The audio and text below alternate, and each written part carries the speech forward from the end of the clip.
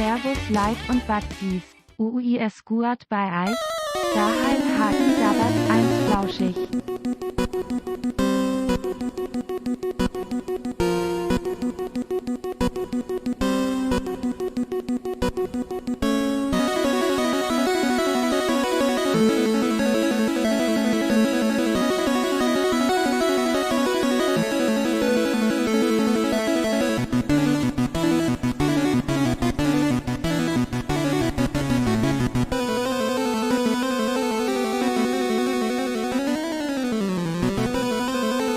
Geht da was?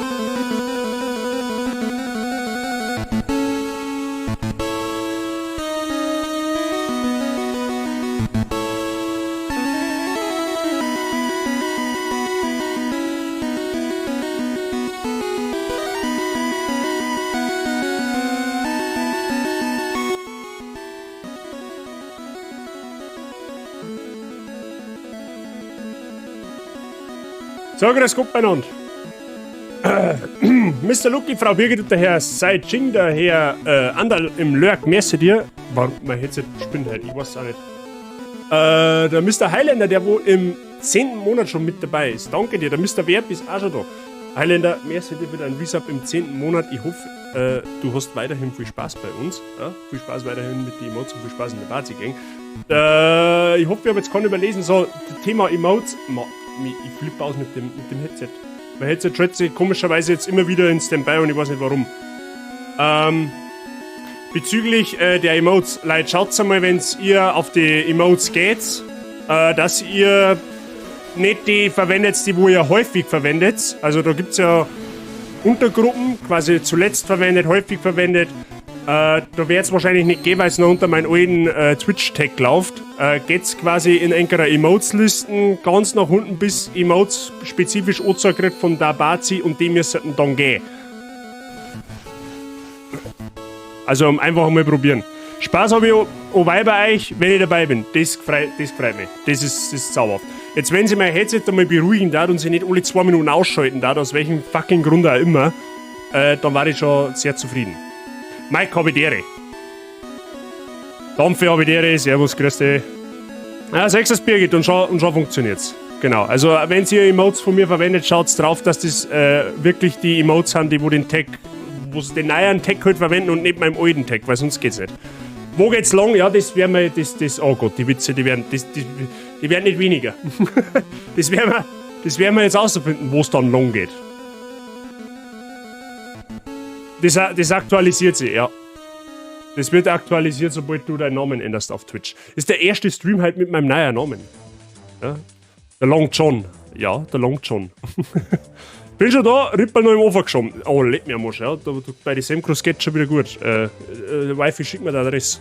Frau Bazi und ich kommen vorbei. So, Leute, sorry, dass ich ein wenig später dran bin. Wir waren bis um kurz nach 11 Uhr beim Bouldern. Ja, deswegen verspätet sich das Stream ein kleines bisschen ein. Aber macht nichts, durchziehen der mal noch. Wer sind Sie und was tue ich da? Das ist eine gute Frage. Das ist eine gute Frage. Emotes funktionieren. Ja, also wie gesagt, einfach schauen, wenn ihr Emotes zukünftig von mir verwenden wollt, dass ihr quasi nicht die hernehmt, die wo quasi in enkerer Listen häufig verwendet dort stehen, weil die laufen, wie gesagt, auf meinen alten Namen. Und der Emote-Präfix, den gibt es ja jetzt nicht mehr, deswegen werden da die Emotes nicht angezeigt. Ganz einfach. Mir fällt gerade ein, ich müsste dann meinen Raid-Command auch ändern, ja, weil der läuft auch noch über den alten Gamertag. Aber macht nichts, das kriegen wir noch hin.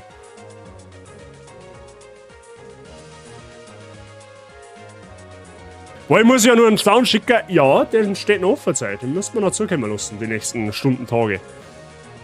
Auch nicht so verrüppelt ist, weil ich hoffe, dass für uns zwei ordentlich lang im Angebot nur noch Restall erwischt. Ach so, okay. Ja gut, dann bestellen wir Frau Bazi und ich halt, weiß ich nicht, Pizza oder holen wir uns noch was vom Griechen, keine Ahnung. Müssen wir mal schauen. Mal schauen. So, Leute, ich bin richtig hyped jetzt auf das neue Souls-like. Ich habe ja die Demo gespielt gehabt. Vor ein paar Tagen, vor 4 Tagen oder so.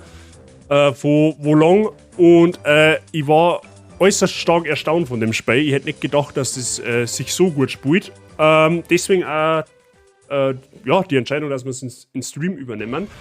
Und da ich ja ohnehin ein Souls-like versprochen habe, vor nicht allzu langer Zeit, haben wir gedacht, das passt jetzt ganz genau. Und da ja Souls-like bekanntermaßen auch einen Scheiß auf Storytelling jemand, denken wir, du, Brudi, das kann passen. Deswegen werden wir uns heute ein neues Souls-Spiel anschauen. Ich weiß nahezu nichts von dem Spiel, außer das, was ich heute in der Demo gespielt habe.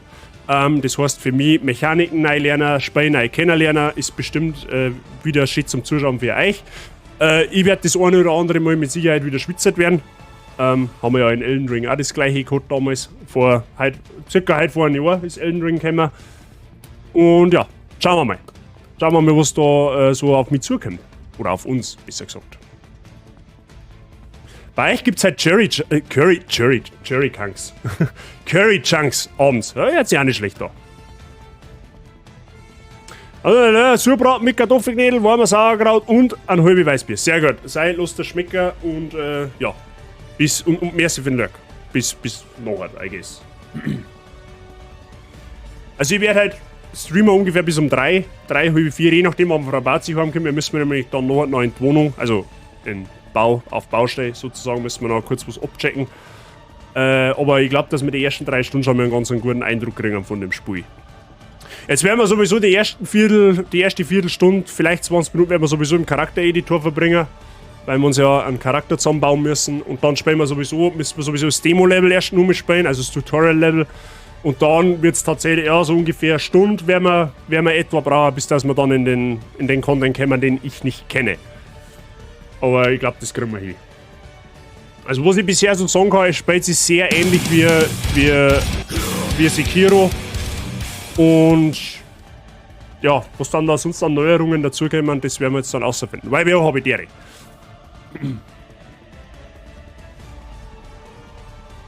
So, dann da ich sagen, schauen wir uns das einmal an, was wo lang kann und wo wir lang müssen. So. Klappe.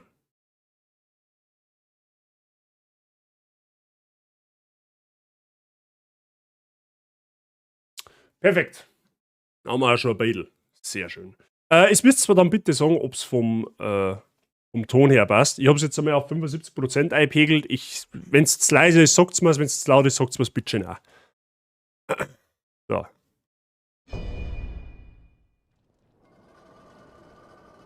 Bruder vom Shenlong, quasi. Also das Ganze zur Erklärung, das spielt in China in der Han-Dynastie 200 Jahre vor Christus, sagt mir persönlich jetzt halt nichts und die meisten von euch werden das auch nichts sagen.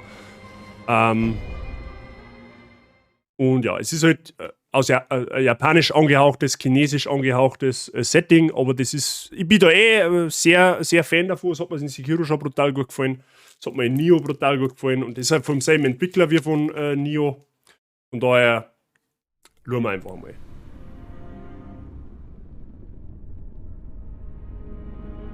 Weil wir auch genauso da jetzt also.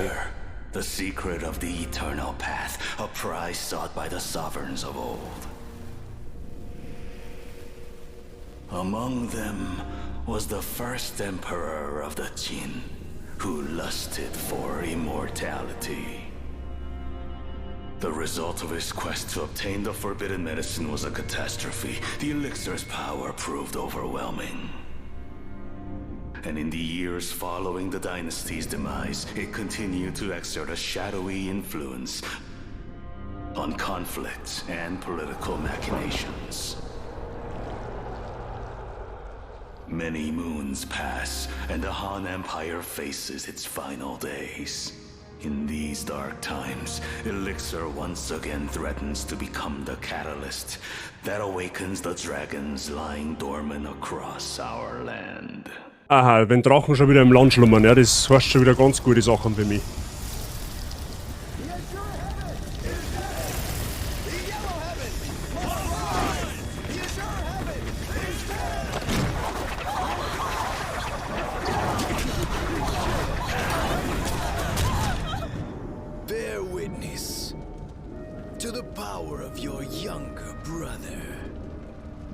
Der schaut zintig aus. Bask in the majesty of the yellow heaven.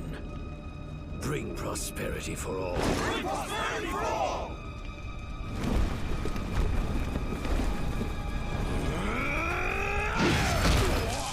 Ja, der ist hier.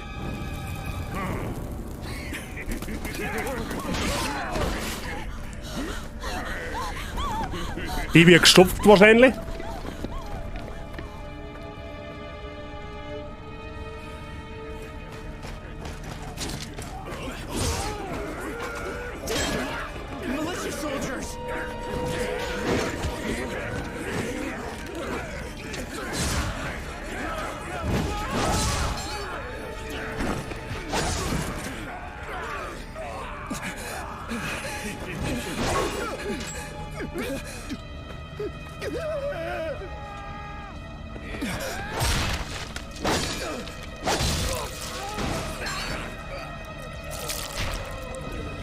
Keine Angst, das ist jetzt kein Ego-Shooter-Spiel. Ego-Shooter, Ego-Perspektive-Spiel.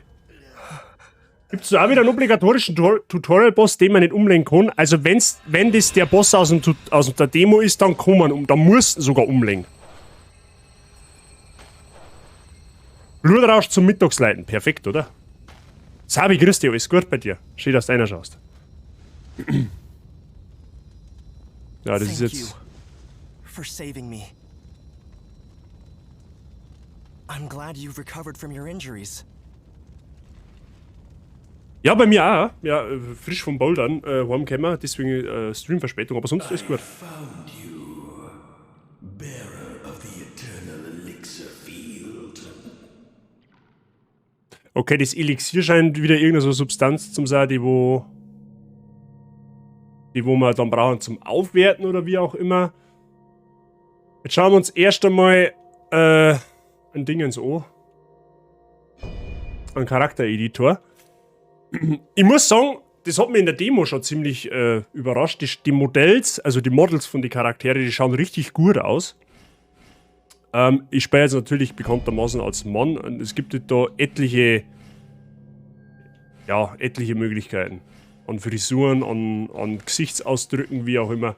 Das ist halt 1:1 die Frisur von Neo, von William, vom ersten Teil.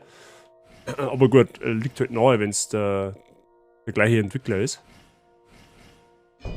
Ja, ich nehme jetzt einfach mal selbst auf Samurai-Art. Personalpronomen ist männlich. Du kannst natürlich auch auf divers gehen, ne? Weil ganz dem Schema getreu. Das passt eigentlich auch alles. Du bist ein Corpse-Paint. Nein, so krass übertreiben will ich es nicht. So, da kann man jetzt Torname separat anpassen. Ja, ich war irgendwie da für Daenerys. Ja gut, nein, das war eine Figur für Jassi. Ja? So, also jetzt natürlich, ne? Als Frau, aber.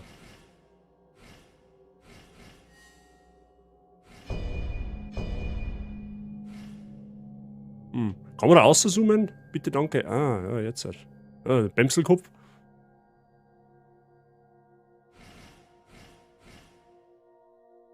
Okay. In der Demo haben wir einen Super Saiyajin gebaut. Sollen wir uns einen Super Saiyajin machen? Oh, leck. Das war aber eigentlich auch irgendwie geil. Das erinnert mich so ein bisschen an von der Frisur her an One Piece. Also an Kaido quasi. Der hat auch so ähnliche Frisur. Nicht ganz so, aber.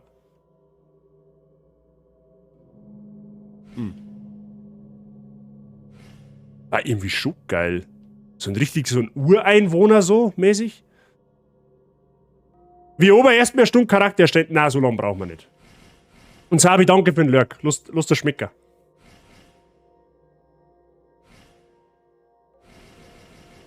Ja, aber ich glaube, dass wir so ganz typisch irgendwie so was Samurai-mäßiges nehmen. Leute, bleiben wir konventionell. Ja, übertreiben wir es nicht. Ein bisschen ein Schema getreu. So, da kannst du ja jetzt natürlich sagen, dass es ihr Pony auch noch machen soll. Boah, leck, warte mal. Moment, ich mag schnell was schauen.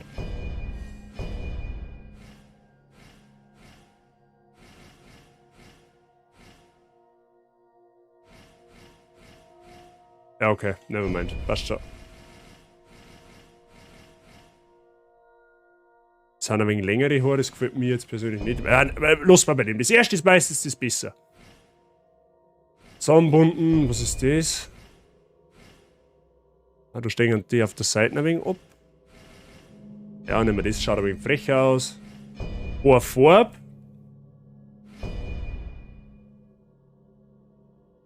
Aha.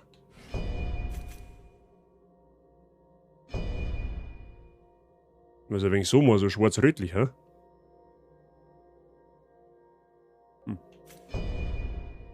Ja, oder nehmen wir weiße Spitzen. Ah, nein, das schaut dumm aus. Ah, lass mal schwarz, das passt ja dann schon. Spitzen weggert. Strähnen? Ah, das ist cool, ja. Strähnen nehmen wir. Strähnen, oh, du rote Strähnen, du, das schaut ja gar nicht immer so blöd aus. Jetzt pass auf.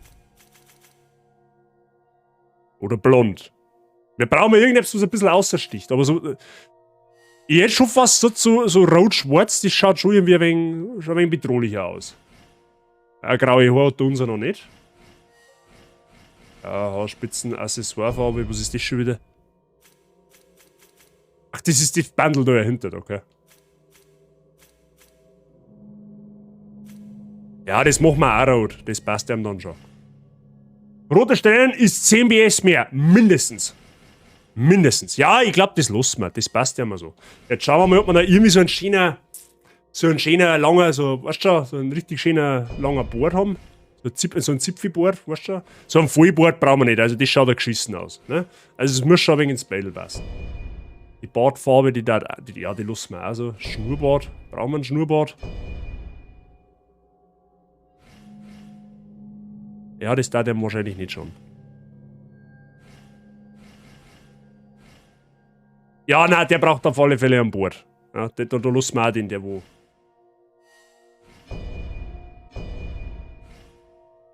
Jetzt, wenn ich den nehme und das den. Ja, wow, das sagt man ja nicht. Oder nicht wirklich, okay. Gut, Schminke brauchen wir nicht. Wir haben einen Mann, Körper. Ja, das darf ich alles so lassen, weil. Weiß halt jetzt nicht, ob das irgendeine Auswirkung hat, wenn wir das verändern. Muskeldefinition kann man vielleicht ein wenig.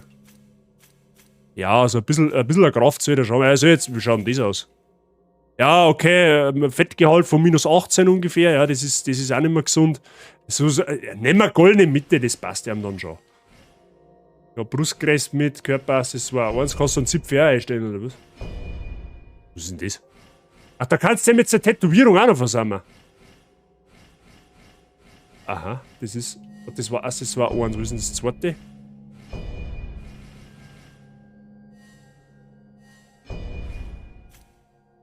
Kann der am Arsch auch eine Tätowierung geben, oder was? Links Bein, rechts Bein, linker Arm. Eine Tätowierung kann mir am Schuh auch geben, gell?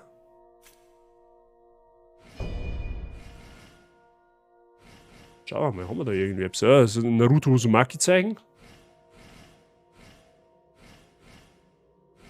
Ist da irgendetwas so.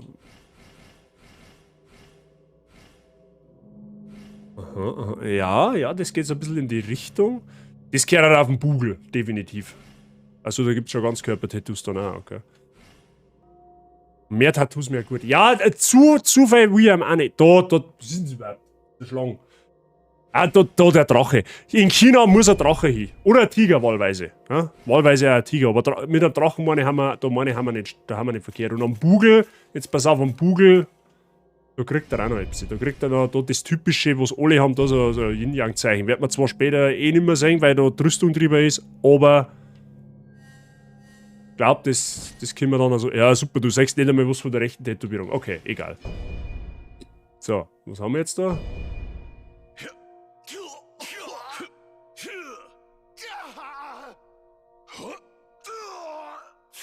Ja, das passt. Stimmt, Tonlage wird, denke ich mal, auch passen, oder? Jetzt ist da auf 0 Uhr. Aha. Ja, das lassen wir auch. Ich verstehe die Frage nicht. Ja, ich glaube, mit meiner können wir schon arbeiten damit. Ja, sie aber ist ja wie bei den Sims. wir haben, warte mal, ich kann das nur schnell sagen, ich glaube, wir hätten die Frisur für die. Jetzt pass auf. Also falls du irgendwann auch wo lang speist, das ist dein Weg. Das ist genau das, was du brei hast. Ja, dann, wo lang ist im Game Pass? Let's go. So, was soll jetzt ich für... Ja, das schaut auch super aus, oder? Was soll jetzt ich für eine Frisur gehabt?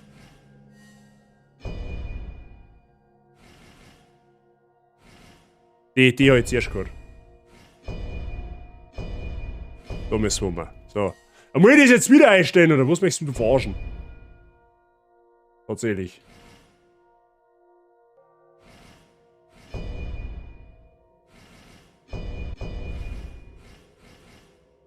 Wo ist denn jetzt Ständchenfarbe? Wo ist jetzt das Accessoire?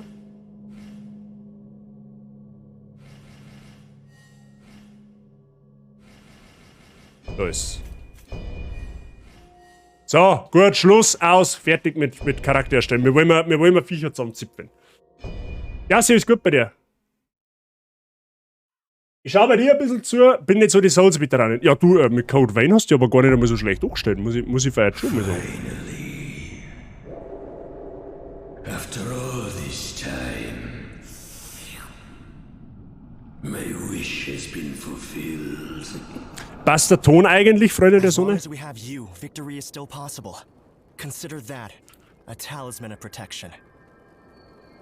It may just save your life one day. Ist irgendwie auch so ein Klischee, ein blinder I Samurai. cannot allow this travesty to continue. Let us depart. Ja, das kann man schon lassen, das schaut schon gut aus, das passt schon. So, AD 184, abgelegenes Bergdorf, Langjahr Stadt, Provinz, irgendwas. So. Take this. I'm sure it will prove useful. It's a medicine created from refined chi. With it, you can heal most things. So. Also, was ich eigentlich bisher sagen kann, es gibt, was ich von der Demo weiß, es gibt scheinbar wieder mehrere Waffentypen. Ja, das ist jetzt für Souls-Spiele typisch. Es gibt Schwerter, es gibt wahrscheinlich Speere, es gibt Hammer, Dolche. Also, in der Demo habe ich außer so ein langer, ja, so eine Art Speer, habe ich nichts anderes nicht gefunden. Und was ich auch sagen kann, es gibt wieder, das zeigt man oben rechts, ja gut, das zeigt jetzt wahrscheinlich nicht, weil ich da meinen Bimbus davor habe, aber man kann in die ganzen Level eine gewisse Anzahl Flaggen finden und diese Flaggen erhöhen quasi deine Willenskraft. Was das genau ist, das erkläre ich dann noch. Aber in dem Spiel ist so, quasi du kannst die Willenskraft, die ist dafür ausschlaggebend, wie viel Damage du machst, beziehungsweise wie viel Damage das du kassierst. Also sprich, je mehr Gegner du zusammenhaust, umso höher wird deine Moral oder deine Willenskraft. Und du kannst halt quasi dahingehend das ein bisschen steuern, wie schwer das die Bosse werden. Also das ist etwas, was ich zumindest von der Demo her dann schon mal eng mitteilen kann. Genau, Angriffstasten haben ganz normal Viereck und Dreieck. Und was es auch nicht gibt, es gibt keine direkte Ausdauerleiste in dem Spiel. Also da haben sie sich ein bisschen an Sekiro orientiert. Was ich persönlich ganz geil finde, weil das macht das Kampfsystem aggressiver. Und ich liebe aggressives Kampfsystem. We can climb past that watchtower. Ja, passt schon. Ist gut.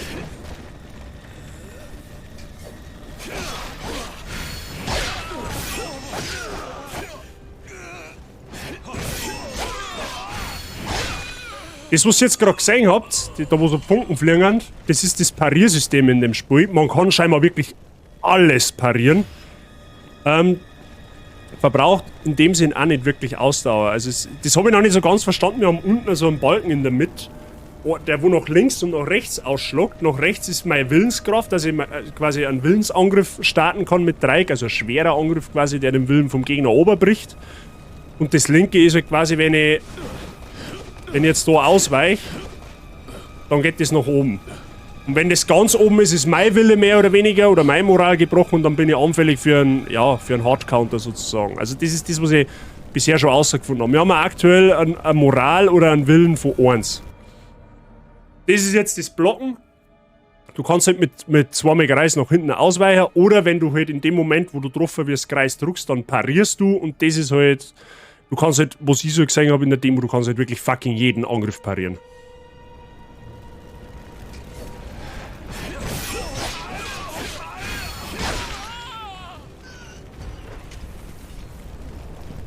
So.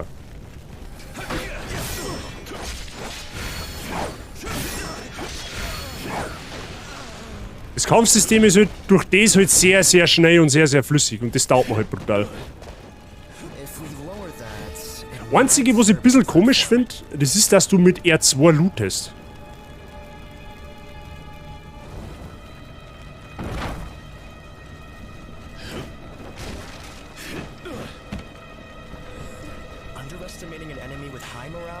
Genau, das wird jetzt erklärt, das in der Mitte, das ist quasi die Moral. Also der Moralrang beeinflusst die Kampfkraft. Ein Gegner mit einem hohen Moralrang ist gefährlicher, ja, weil er halt natürlich mehr Schaden macht. Ja, da unten ist jetzt so ein Gegner, der hat eine Moral von 3 und unser Moral ist auf 1. Ja, also je mehr Gegner man killt, je öfter du einen Willen vom Gegner brichst, umso höher wird deine Moral. Und je höher die ist, umso besser ist.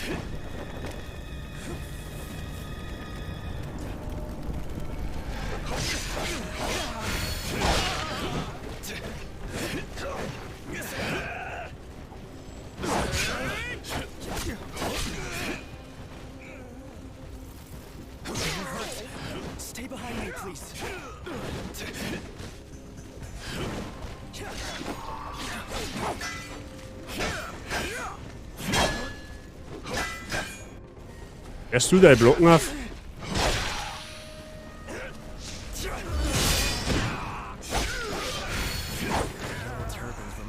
So, jetzt ist unser Moral von 1 auf 2 aufgestiegen.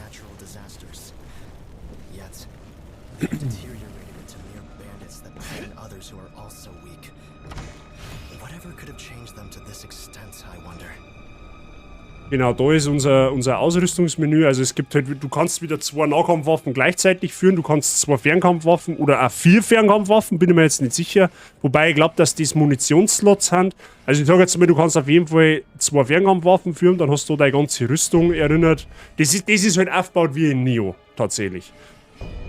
Und die Stangen, Podao, was auch immer das ist also ein wenig eine größere Waffen. Die habe ich auch in der Demo entdeckt gehabt, aber bin ich jetzt nicht so überzeugt gewesen davon.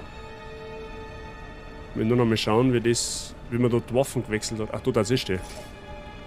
Okay. Die Waffen, ich bin in den Soul-Spielen eher einer, der schnell Waffen mehr hat.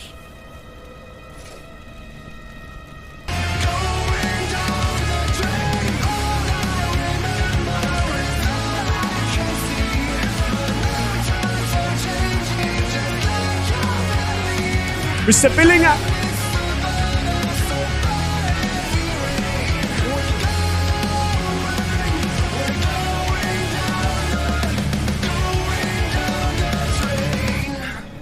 Wer bist jetzt du? Daberts 1 HAWEDEYEY Light, ein Jahr Show bist du der Pet.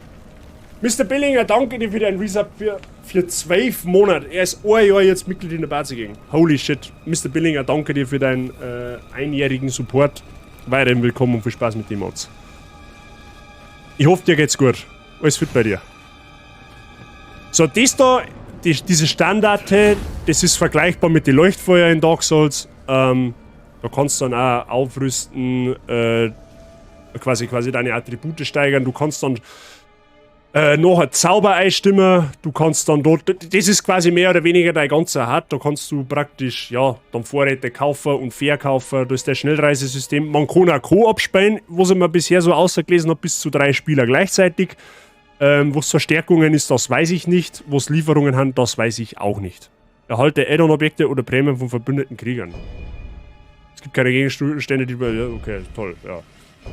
So, das ist selbst, das habe ich noch nicht so ganz verstanden. Es gibt Holzkraft, Feuerkraft, Erdkraft, Metall- und Wasserkraft. Das sind scheinbar die normalen Attribute, die man sonst so kennt. Also sprich Kondition, Gesundheit, Ausdauer, Magie und so weiter und so fort. Da bin ich noch nicht so ganz dahinter gestiegen. Also praktisch die Holzkraft beeinflusst Gesundheit bei erlittenen Treffern verlorenen Willen. Also quasi wenn man Holzkraft in Tee tut, ja, mehr Holz kämpft, mehr gut, dann holzt scheinbar mehr aus. Aber mehr Gesundheit ist ja grundsätzlich immer mehr gut. Gut, wir werden jetzt die ersten Meter ausschauen wie der größte Dodge, aber das hilft nicht. Man kann auch Sneaky-Peaky-Angriffe machen. Sowohl vom Boden als auch von der Luft. One wrong step and we are done for. We must tread carefully.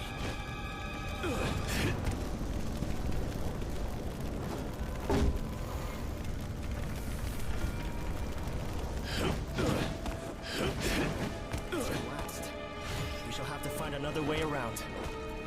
Da vorne ist ein kleiner Zwischengegner, oder ein Zwischenboss. Das ist ein Tiger, der ist eigentlich von der Moral her sauber stark für uns. Aber in der Demo habe ich den First Try gelegt. Deswegen lassen wir es jetzt einen nehmen, dass ich den jetzt auch nochmal probiere. Aber da kann man sich bestimmt auch wieder außen sneaken, damit er uns nicht gleich merkt. Der hat eine Moral von 15, der ist halt ungefähr 5-mal so stark wie mir.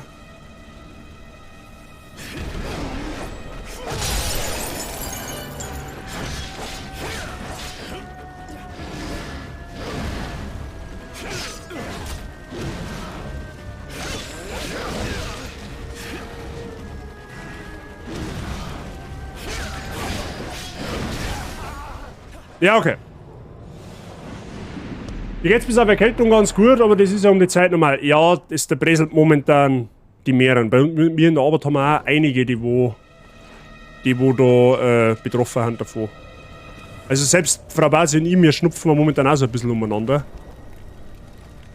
Aber auf alle Fälle gute Besserung.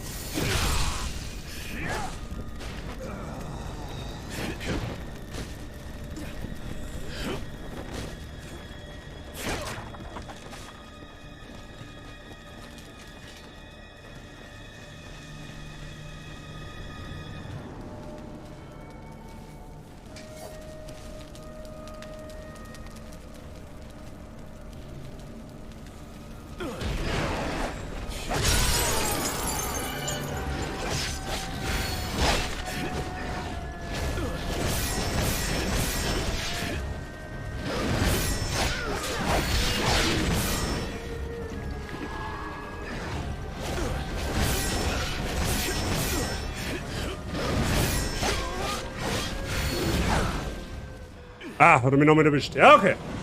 Das ist ja nicht schlecht, wenn ich die Gegner gleich mal leeren. Das schaut dem überhaupt nicht. Aber den habe ich in der Demo, habe ich den tatsächlich aufs erste Mal gleich geschafft. Gut, da war aber, glaube ich, seine Moral nicht so hoch. Da meine ich, der Tiger hat in der Demo eine Moral von 9 gehabt. Oder eine Kampfkraft von 9. Der hat jetzt so 15. Also deutlich stärker.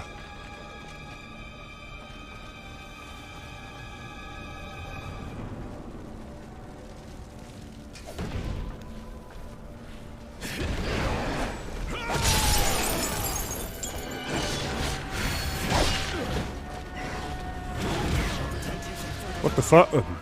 Okay, lul. Ich glaube, dass der guten Loot droppt, wenn man den legt. Der hat jetzt 16. Ja, 16 ist seine Ausgangsmoral und wenn du...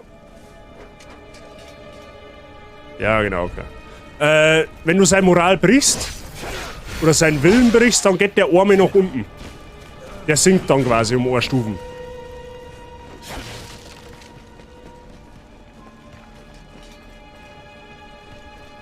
Gut, den müsst, wie gesagt, den müsste man theoretisch jetzt nicht machen. Ich glaube, dass er halt guten Loot gab. Aber jetzt probieren wir halt noch 1, 2 Mal und dann sehen wir schon. Der macht halt, der one-shottet mich halt auch fast. Das ist das.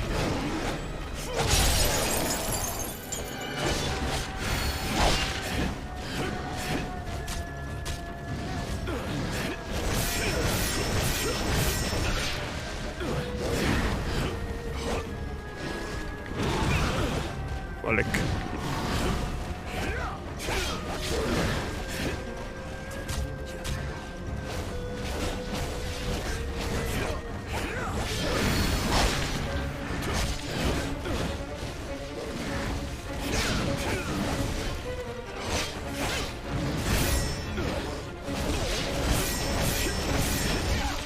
Ja, okay.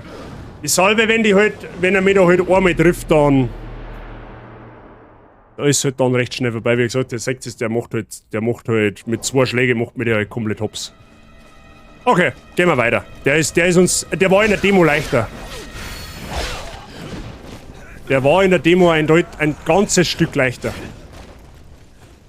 Ich glaube, da hat er, wie gesagt, eine Moral von 9 gehabt oder so. Aber der hat 5-mal so viel wie mir.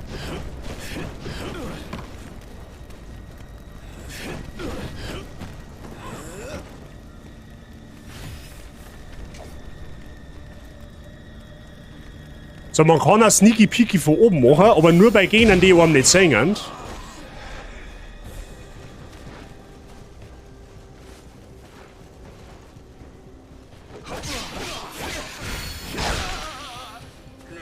Aber easy, einer ist noch über, glaube ich.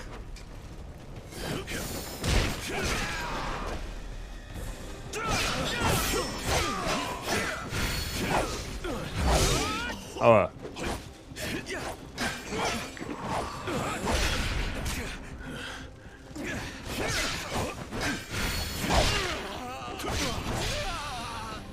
Okay.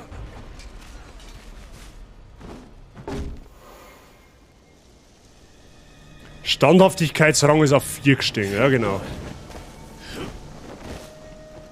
In truth, I ended up in this village after fleeing from the brutalities of the... My father, who worked for the government, passed away. Jetzt haben wir schon I 6. became separated from Das kann, vielleicht, jetzt pass auf, vielleicht kann man den da nochmal. the day when I can find them. Vielleicht kann man den da nochmal probieren, weil jetzt haben wir um ein paar Stufen stärker. Jetzt machen wir quasi ein bisschen mehr Schaden.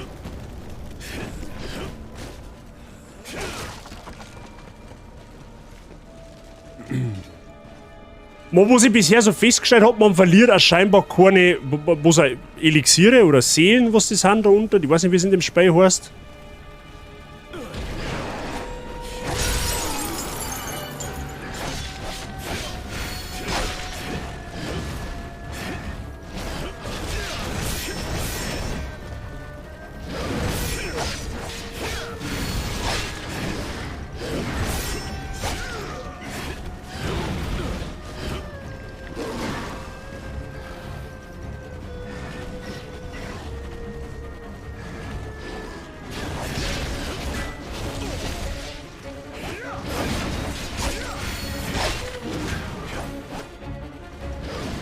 Ja, jetzt schaut's ein bisschen besser aus.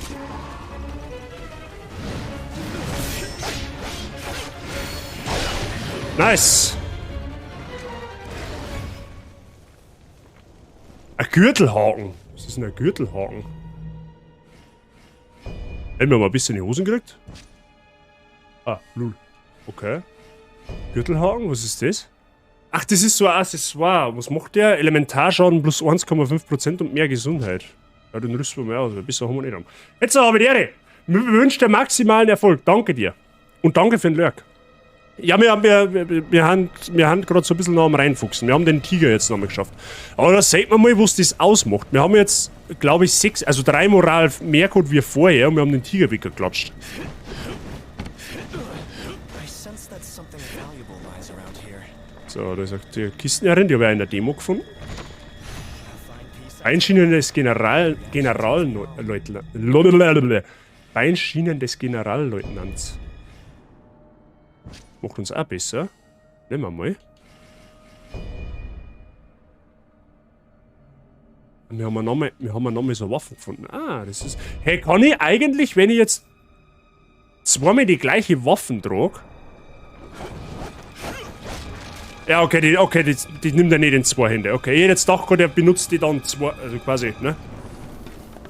Okay.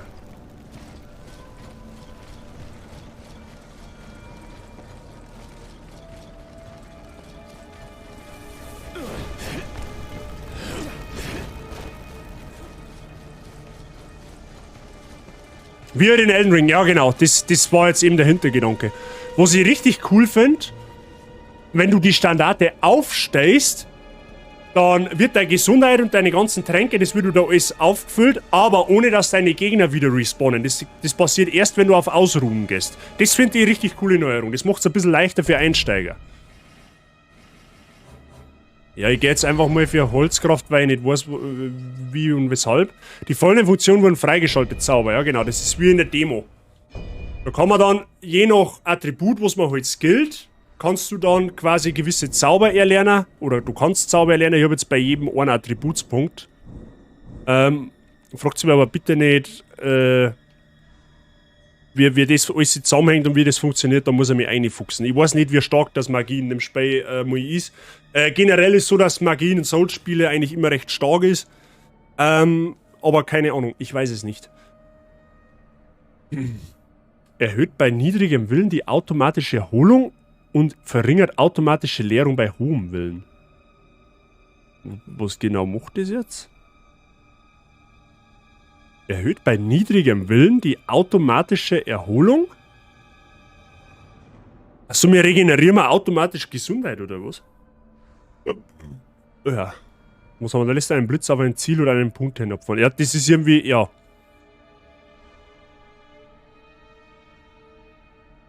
Belegt dich und nahe Verbündete mit einem Erholungseffekt, durch den ihr Gesundheit wiederherstellt und ihr Gegner Schaden zu... Wenn ihr Gegner Schaden zu... Okay, das ist nice. Dann lerne ich am doch erstmal einen Blitz. Was ist das da herum? Gewährt dir und einem Verbündeten einen positiven Effekt, der den Willensgewinn bei Angriffen erhöht. Auch nicht schlecht, aber mehr Gesundheit, mehr gut. Deswegen... Lernen wir mal das, dann können wir noch das da lernen. Zauberlehrling. Ah ja. So, was haben wir da? Feuerphase Zauber. Was ist das? Schleudert einen Feuerpartikel nach vorn. Ja, okay, das schaut jetzt irgendwie unsatisfying aus. Was ist das? Er schafft eine Flammenexplosion vor dir. Das schaut schon ein wenig heftiger aus. Was ist dann das für ein Skill da? Schleudert einen Feuerball auf... Fliegt und explodiert sobald auf den... Okay. Okay, da haben dann so Buffs. Ja, die werden natürlich mit der... Die werden dann natürlich mit der Zeit deutlich stärker, die Zauber. Das ist eh klar. Aber da gefällt mir jetzt die Flammenexplosion, die Sprengfackel da, die gefällt mir da tatsächlich schon ein bisschen besser. So, was haben wir da? Erdphase-Zauber. Über eine bestimmte Zeit wegen Schaden durch Gegner und zuckst nur noch durch besonders starke Angriffe zusammen. Das hört sich eigentlich nicht schlecht an. Nahkampfwaffe fügt mit für die Zeit Steinschaden zu. Okay, verringert durch den Gegner Schaden in den Windschaden. Okay.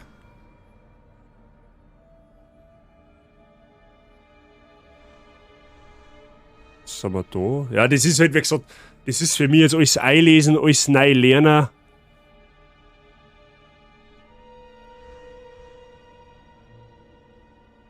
Da gibt's halt unetliches Zeug im Endeffekt. Nehmen wir mal das da.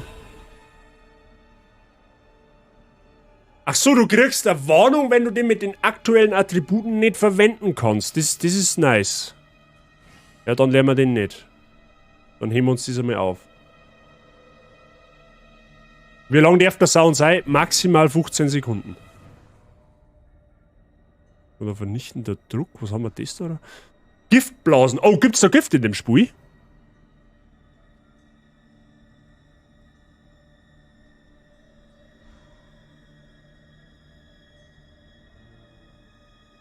Okay, da gehen wir für Gift, definitiv. Mehr Gift, mehr gut.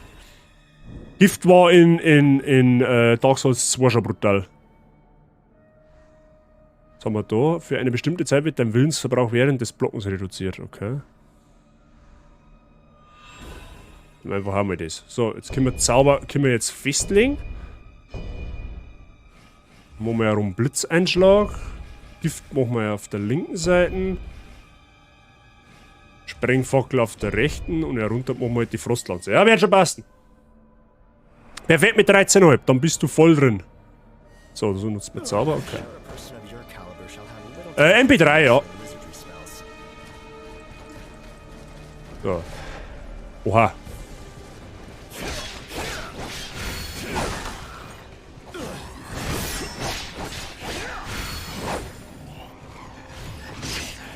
Oh, da ist noch einer. Zupfte. Okay. Ah, da hinten ist auch noch einer.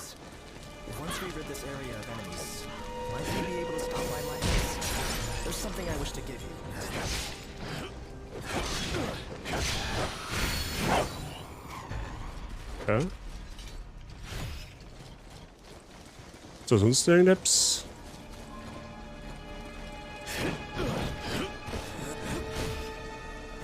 Splitterwahres Key. Ja, das sind so wie die Seelensteine, Schatz, immer die, wo du ploppen kannst, damit du mehr Seelen kriegst.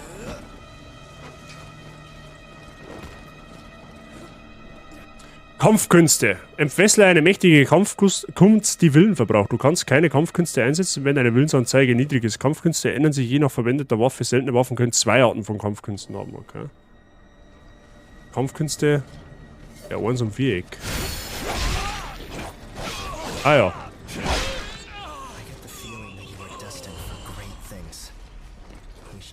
soon enough. Okay.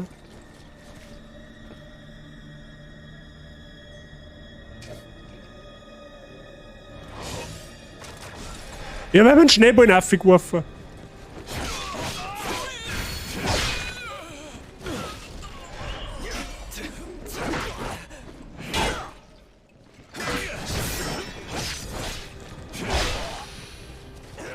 Okay.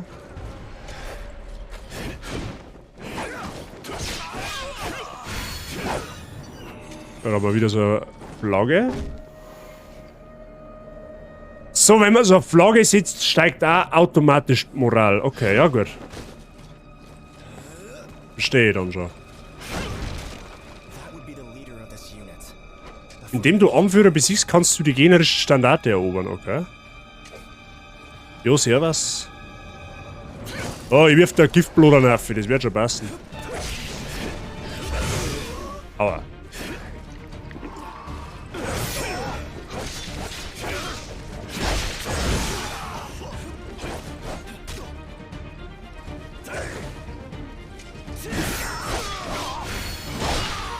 Unten schau. Der hat Loot. I know you will make fine use of this. Was? Der droppt einfach eine Stufe 4 Waffen. Ich meine, gut, das ist zwar wieder so eine große, das gefällt mir jetzt wieder weniger, aber what the fuck?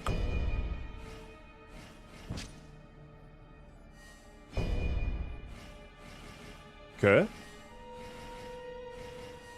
Ja, ja.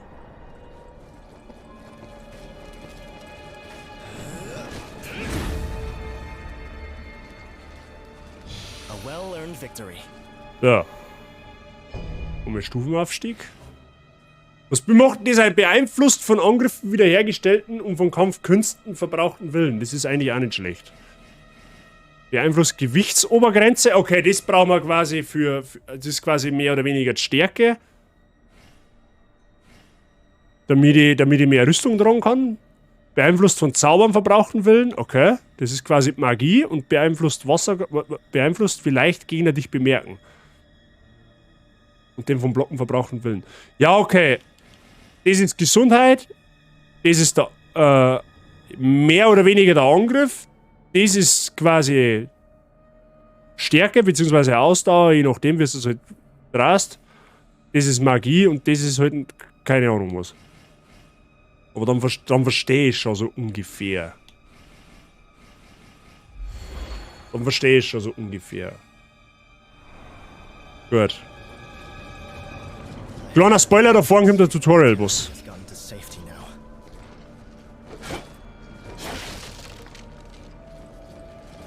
I sense a great danger ahead. Do be careful. Ja. Freunde der Sonne, jedem Soul-Spieler klingen hier die Alarmglocken auf. Ja? Der weiß genau, was geschlungen hat. Da kommt halt der Tutorial-Bus.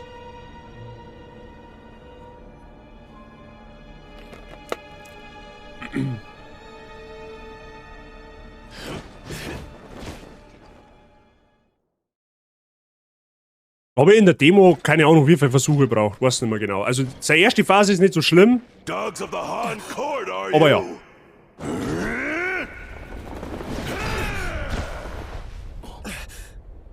Any who oppose us shall know only the end of our blades. I'll crush you like the vermin you are.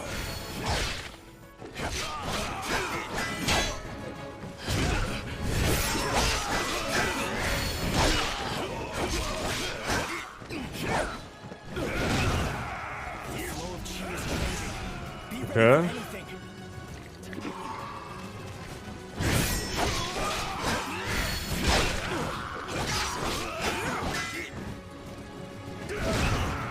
Ja, da muss Timing muss ich da noch ein wenig besser lernen, wo die mir mal pariert.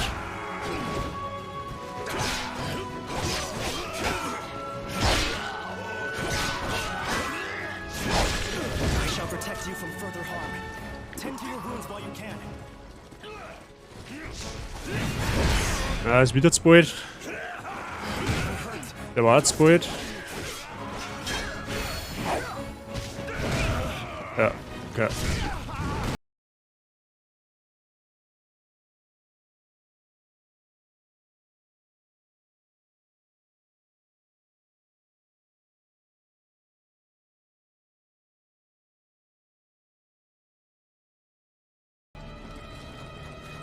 Was ich geil finde, in der Demo jetzt zumindest, ich weiß nicht, wie es dann später ist, die Standarte, also praktisch das Leuchtfeuer, ist immer sehr in der Nähe von einem Boss. Also du musst nicht immer gefühlt durchs ganze Tutorial durchlaufen. Habt ihr es fit bei dir?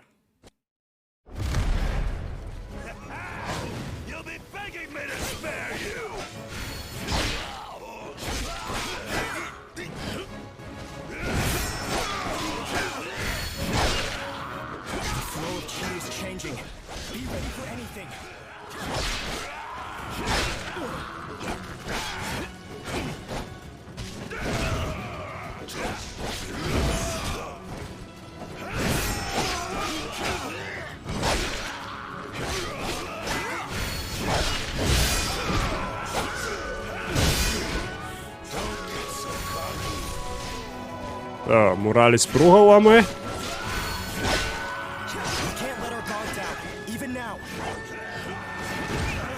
Aber.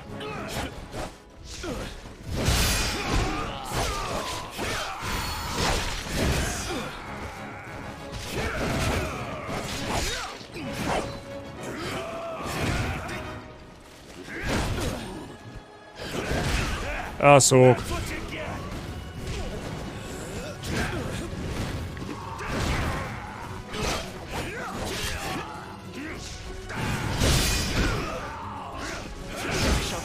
Ja, jetzt hat er es zweimal gemacht, der sagt der.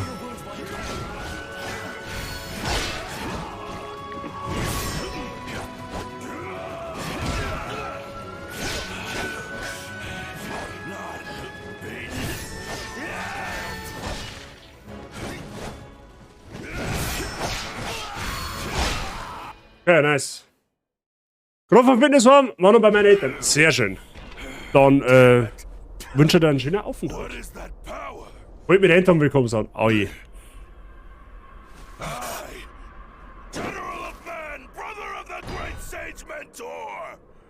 Wir hätten übrigens die Möglichkeit gehabt, dass wir es auf Chinesisch und Japanisch spielen, aber ja, man denkt, Englisch passt dann schon.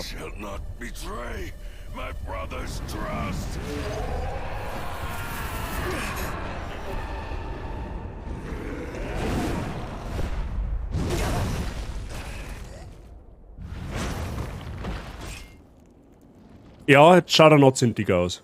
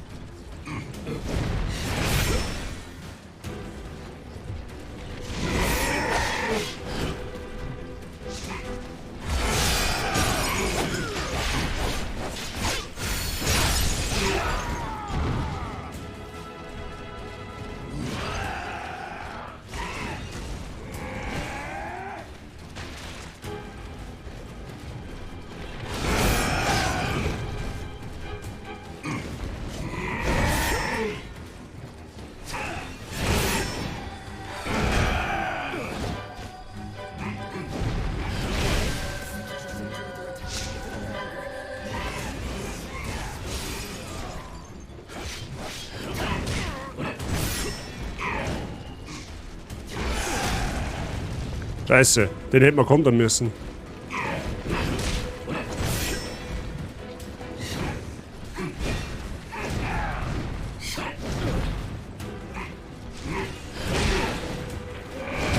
Ja, okay.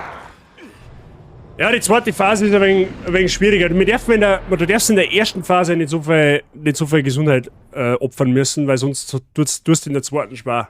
In der zweiten ist es eigentlich nur, du musst eigentlich, was ich so herausgefunden habe, eigentlich nur einen Angriff baiten. Und wenn du den konterst, dann ist er relativ schnell down. Aber kriegen wir schon.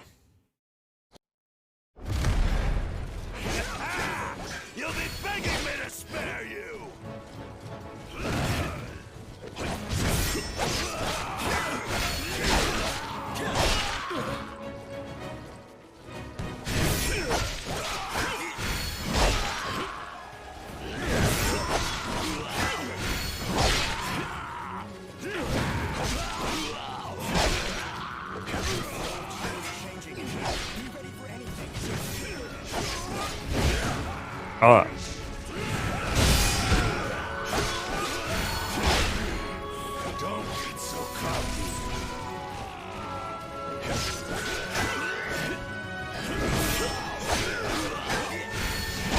Your guard down, even now.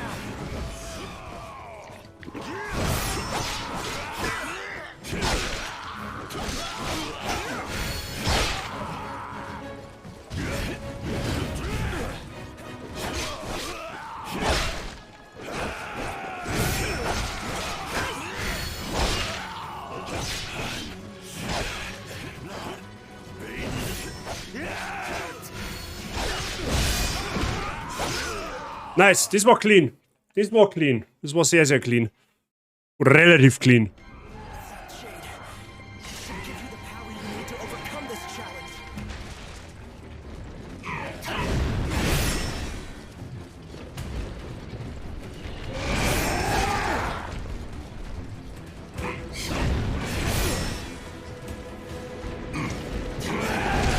Aber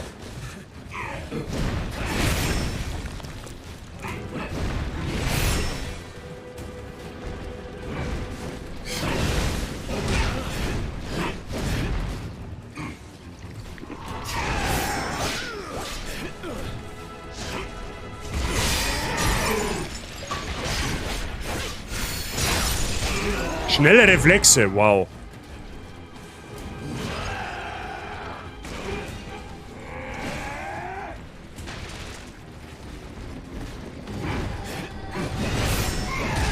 Oh, der scheiß Felsen.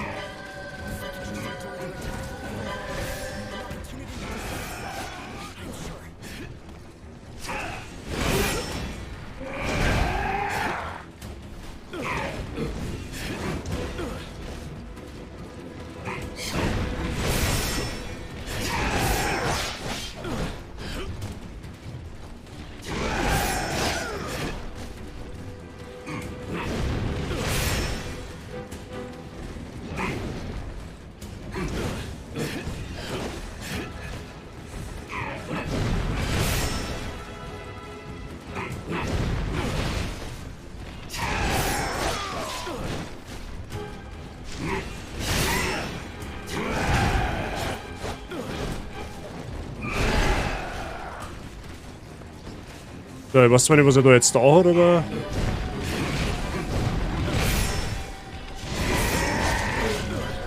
Aber wenigstens sind die Felsen nochmal weg.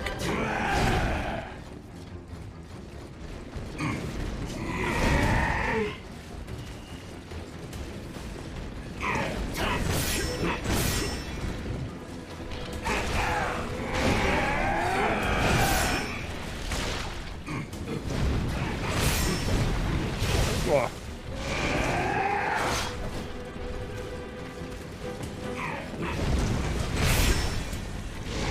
Ah, warum macht denn der den Move jetzt nicht mehr? Das ist mir wer einer.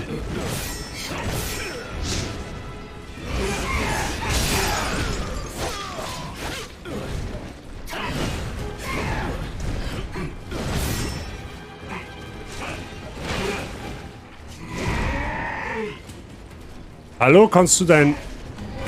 Danke. Zeit wird's.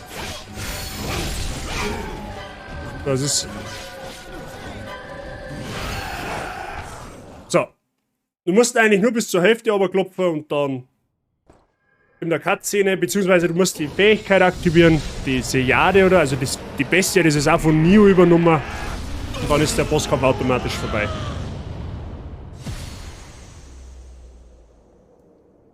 Also Roman.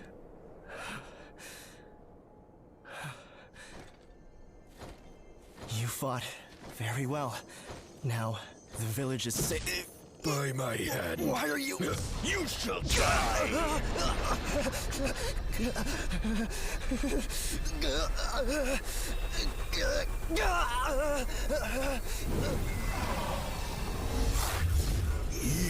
Long. Every bit as strong as the rumors say.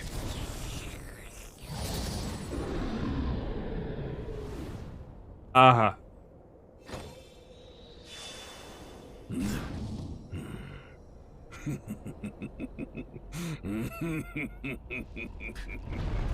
Ja, das ist dann vermutlich der Endboss. I guess. Im Spiel.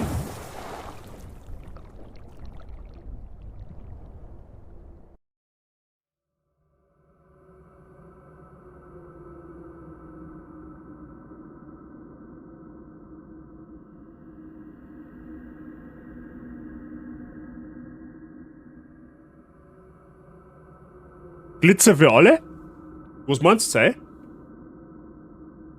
Also ab jetzt ist die Spiel für mich blind, okay? Also ab jetzt weiß ich nichts mehr. Egal was jetzt kommt, was ist für mich jetzt im Dunkeln.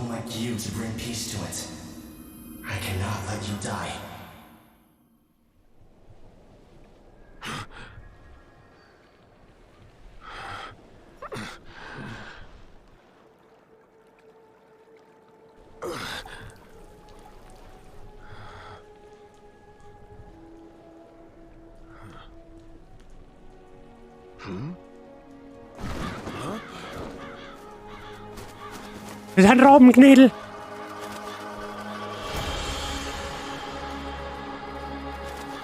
Ach so.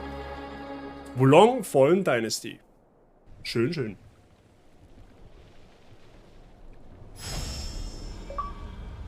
Der Beginn der Reise. Ja, wow. Der Dongshan. Ist quasi das Level jetzt, oder was? So, haben wir einen großen... Diese Ausrüstung verfügt über einen Set-Bonus. Ein Set-Bonus ist eine Auswahl an Spezialeffekten, die durch Ausrüsten von mehreren Ausrüstungsteilen das gleiche Set... Okay, ja, ja. Das ist... Was ist dieser große Knüppel des Polarsterns? Ah, das ist ja ein Boss. Das ist ja quasi die Bosswaffen von dem anderen Typen gerade eben, oder nicht? Ja, okay, die werden wir wahrscheinlich eher nicht hernehmen. So, wir haben auf alle Fälle Helm des geduckten Drachen. Alter! Ja, warum nicht? Da haben wir Armschienen gekriegt, bisschen, ne? Oder auch nicht? Ja, okay. Ja, danke für den Dank. Jerry, habe die Ehre. Hoffe, euch geht's gut und ihr habt einen schönen Sonntag. Ja, selbstverständlich. Schön, dass deiner schaust. Ich hoffe, dir geht's auch gut. Wie ist auch wie? Ich hoffe, es hat dir geschmeckt. Ja, was mich jetzt mal interessiert, da kann man in dem Spiel, weil das hat man in Nioh da können, in dem Spiel eigentlich... Ah ja, kann man. Man kann quasi einstellen, dass Kopfrüstung nicht angezeigt wird. Ja, aber die schaut dabei einmal gar nicht einmal so schlecht aus. Können wir ihm dabei schon lassen. So, Freunde, ab jetzt, wie gesagt, ist das Spiel blind.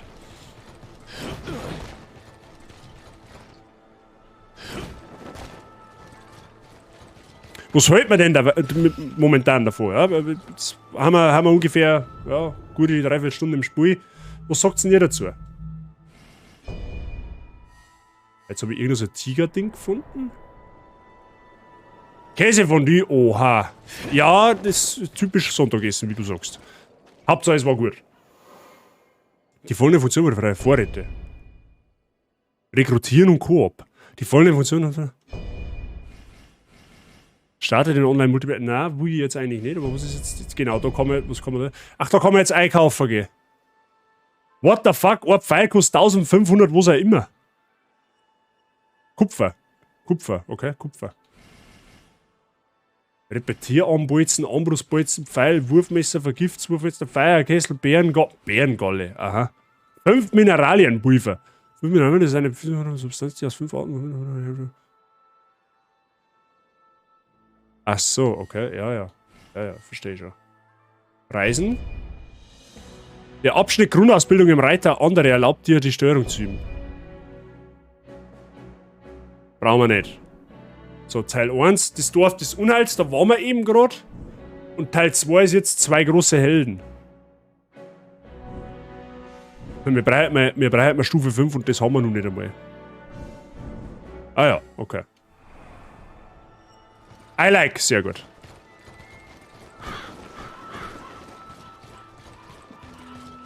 Ich finde es grafisch auch ganz gut, also...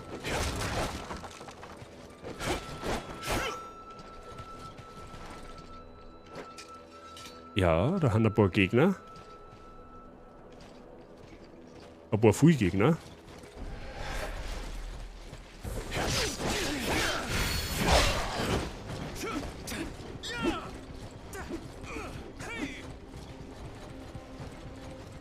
Können wir uns mir darauf einigen, dass... Also es wäre was mit Schoen auch schon.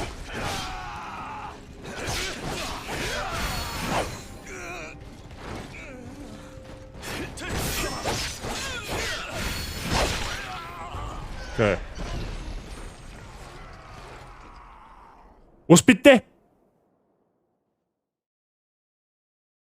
Ach, du fängst da in jedem Level wieder mit Moral 0 an.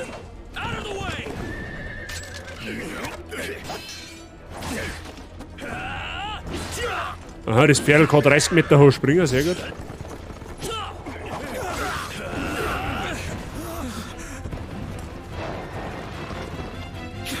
It's Zhao Yun! Run for your lives! The corporal, he's been... Enough. You're badly wounded. Back to camp. Go. Aha, das Pferd weiß also, wo es lang geht, okay. Forgive my rudeness earlier. A malicious soldier, are you? If so, would you kindly lend your courage to me? Du schaust jetzt nicht so aus, als kannst nix sehen, aber... I lead the forces of General Gongsun. My name is Zhao Yun. The Aha, habe die Ehre. Germans have control of Mount Dongshan. You don't look short of confidence, but surely it would be reassuring to have an ally at your side. Ach, speist du da jetzt Moment einmal, verstehe ich das richtig, dass du da jedes Level mit einem Verbündeten spielst? Man, wo sie jetzt grundsätzlich nicht schlimm finden darf, aber ist das der Fall? Weil es da jetzt wieder einsteigerfreundlicher machen, tatsächlich. Vor allem, du kannst scheinbar ab Level 1 alles im Koop spielen.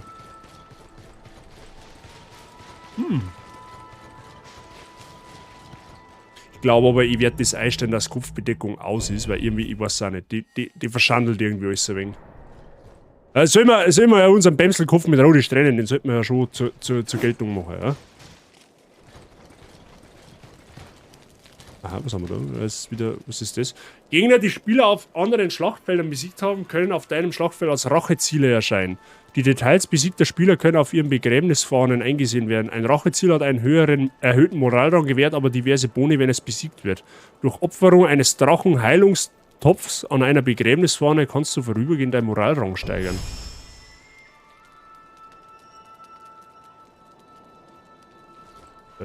Biete eine Nutzung des... Ach so, wenn ich das... Okay, ich opfer da eine Heilung und kann aber dafür mein Moral erhöhen. Okay, ja gut.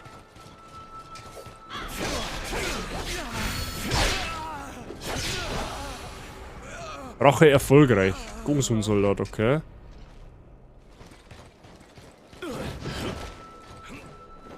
Ja, okay.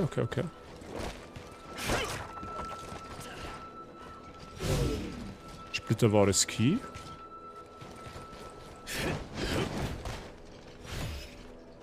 Irgendwie war ein Pfeilbogen war irgendwie geil, wenn wir einen finden hatten.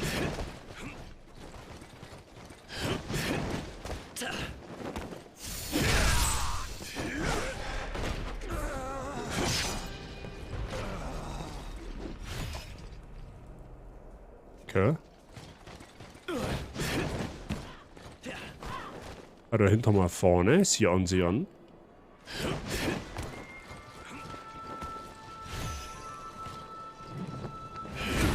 Eine Haarnadel habe ich gefunden. Aber mit der auch zuhauen, oder was? Achso, nein, das ist wieder so ein Accessoire. Was macht die? Willensdauer plus 18. Okay. Feuer, Angriffskraft und Kampfkunstschaden. Nehmen wir mal.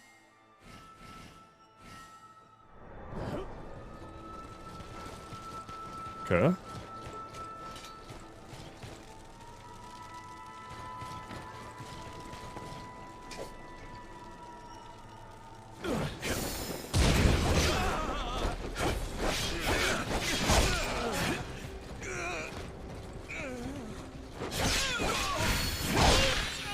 Okay, der war easy. Armbrustbolzen, okay. Schuhe des Soldaten der gelben Turbane, okay.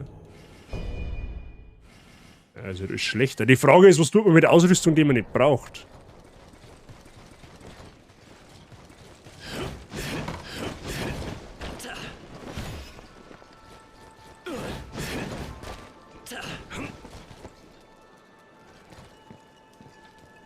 Okay. Dann müssen wir irgendwie außen rum.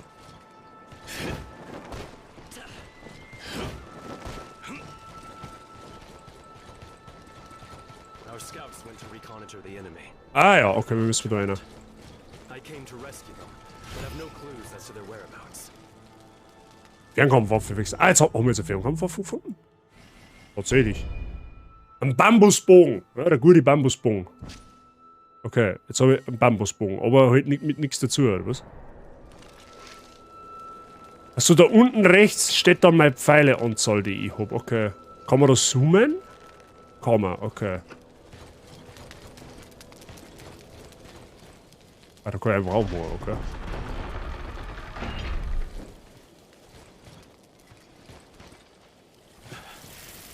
And just look at them.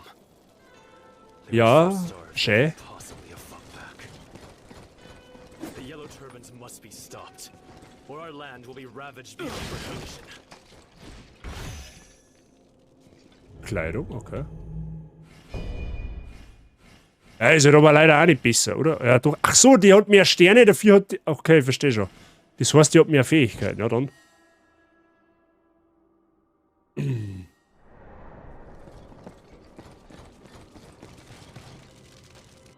Was ist das? Ach so. Schießen, halte, ziehen, vergrößern, halte, den Zielmodus zu wechseln und schießen. Okay, ja gut. Sims fein.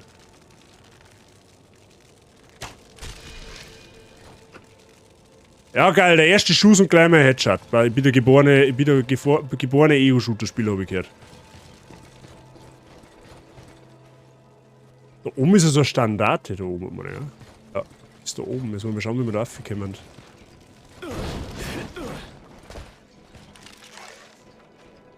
Oleg, da haben sie eine Frau aufgehängt. So unflauschig.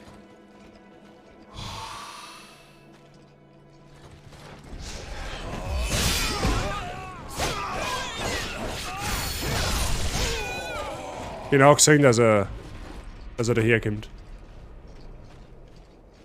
So, den können wir sneaky peaky von hinten anstehen.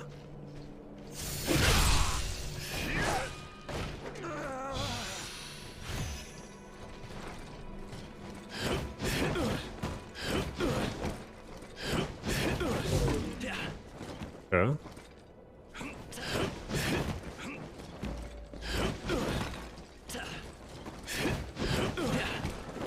Den wir aktivieren da.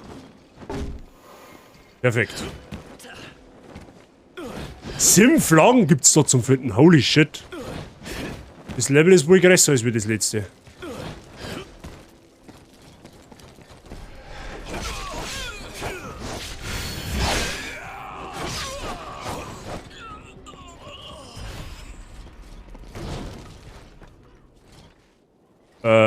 Okay.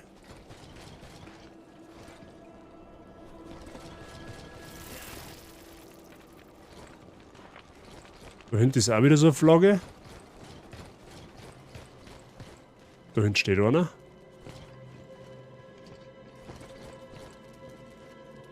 Das ist wahrscheinlich da auch noch mal einer ums Eck irgendwo.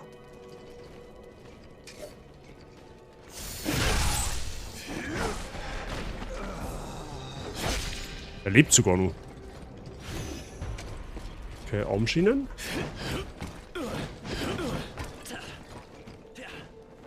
Ah, das ist gut, von da kann man sich ein bisschen einen Überblick verschaffen. Da oben ist so eine Standarte, okay.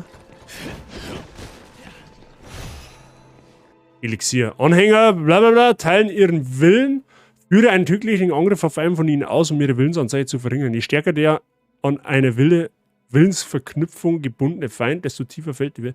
Aha.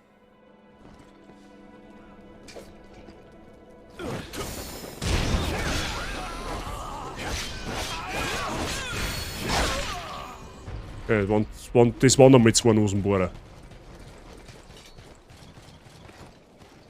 So, die Frage ist, wie kommen wir jetzt so nach oben? Ah, na, jetzt überall ist eine Moralgräber, oder was?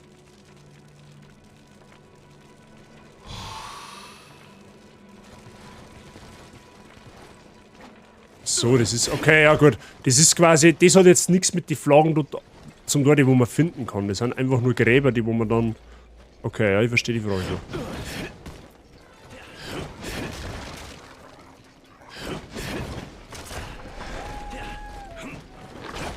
Oh nein, ich mag keinen Hund verhauen.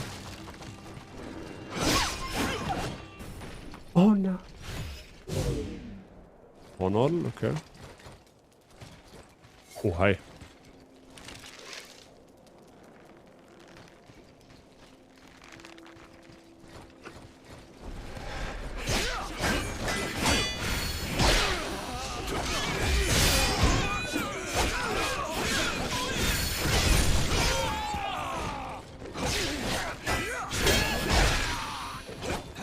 Ja, 3 haben noch wie Chor, quasi. Eingesetzte Drachenheilungstöpfe, okay. Was ist das? Gedächtnistafel. Tigersiegel? Was ist ein Tigersiegel? Ist ein Tigerfell, wird an einer Standarte verwendet, um Verstärkung. Ach so. Stellt bei Benutzung Gesundheit wieder her, kann mehrfach verwendet werden und verschwindet auch nicht, sobald er aufgebraucht ist. Wird nach Ausruhen bei einer Standarte komplett aufgebraucht. Ist ein heiliger Topf, der Ki absorbieren für dich. Wenn ich das jetzt... Ach so, das ist das, was ich noch hoch aktuell, oder? Ah, so, okay, ja, ja.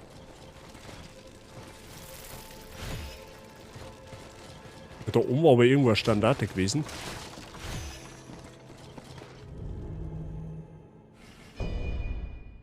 Ach so, das sind Wurf-Items, die ich dann da auswählen kann. Okay.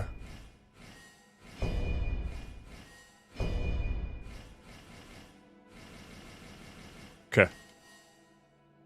Du gehst leider. Price, merci dir fürs Zuschauen und viel Spaß oder beziehungsweise viel Erfolg beim Lernen. Lass dich nicht ärgern. Ach, da kann man hinterher gehen, oder? Ja.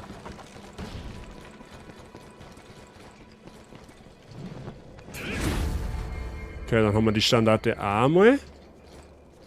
Gehen uns ja gerade noch 4 ab. Kann man die Bude da rein? Na, kann man nicht.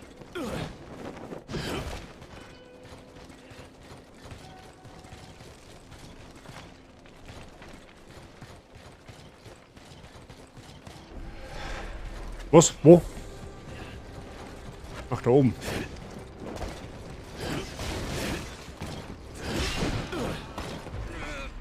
Ah, du hab's nochmal, sehr gut. Ja, den kannst... Oh, da hinten steht er noch, ne? Ja, der ist hier. Passt. Okay, Fernkampfwaffen scheinen gut zu sein in dem Spiel.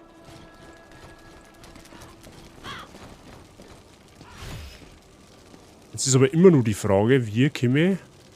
Ah, die habe ich schon gesetzt, die Flagge. Okay, ja, passt.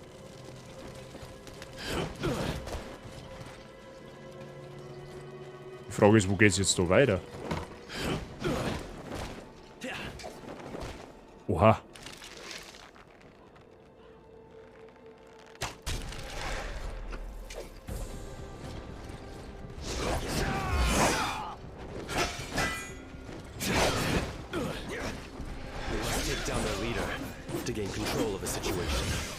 Aua. Let us go together. My ally. That was quite the mighty blow we got. Even I would not wish to be in the path of that.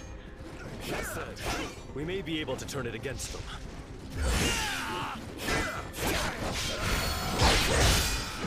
Der zippt wer am Block da ist. We've had training in counterattacking. Ich da auch meiner. Weißer Holzknüppel, Stangenballer, Elixier, Schuhe der Streit. Du kriegst so viel Loot!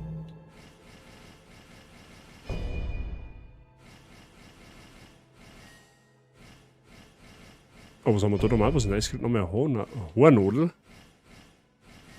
Ja.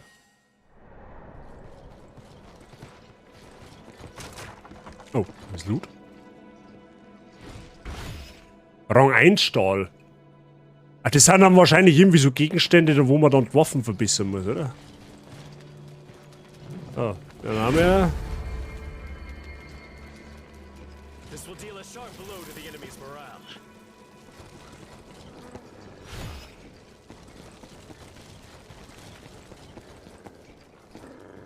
Hey, sitz! Oh, wie der winselt. Ich soll jetzt vielleicht einmal langsam meine Stufen mehr erhöhen, fällt mir gerade ein. Warte mal, wo waren die? Da ist... Warte, vielleicht eine Versuch der Verstärkungen. Was ist jetzt das? Beschwöre einen NPC oder rekrutiere Verbündete für Hilfe auf dem Schlachtfeld. Tatsächlich, du kannst da jedes Level mit einem Verbündeten spielen. Du kannst das Tigersiegel begrenzt oft verwenden, um Verstärkungen zu rufen, die dir bei Schlachtfeldern helfen. Solange die Hilfeanzeige nicht völlig leer ist, kannst du Kommandanten wiederbeleben, wenn ihre Gesundheit auf 0 fällt, okay? Ach so, der ist quasi... Ach so! Okay, das heißt praktisch, ich brauche die Tigersiegel, damit ich NPCs beschwöre. Und der oder ist ja jetzt praktisch, wenn ich das richtig verstehe, ist der quasi quasi gebunden. Der ist quasi Teil der Mission, deswegen kostet der praktisch nichts. Schleim mir auf Couch mit Freiheit, das sitzt am PC und nicht komische Kopfschmerzen. Weil ja, du dich da nicht ärgern, merci dir, dass du warst und schau, dass du einen gemütlichen Sonntag machst. So. Ja, jetzt schauen wir mal. Ich verstehe halt die Frage immer noch nicht, aber jetzt haben wir da 3 Aufstiege der Madonna-Maps her und was brauchen wir noch? Bei was von Angriffen wiederhergestellten Ding, das machen wir jetzt einmal. Ihr habt einen Zauberpunkt für jede der 5 Wandlungsphasen erhalten. Aha.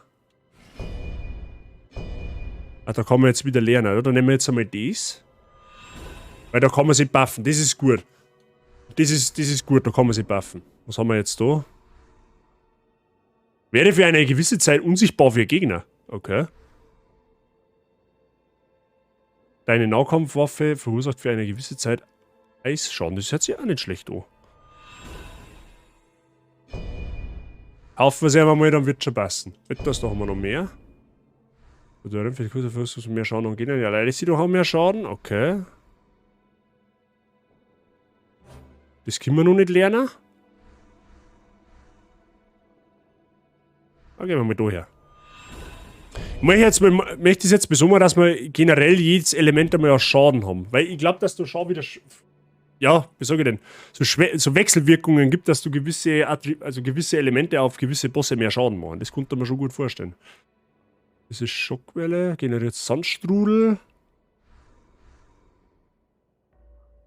Ah, da haben wir das mit für ein gewisses Steinschaden. Ja, das können wir auch mal nehmen. Okay.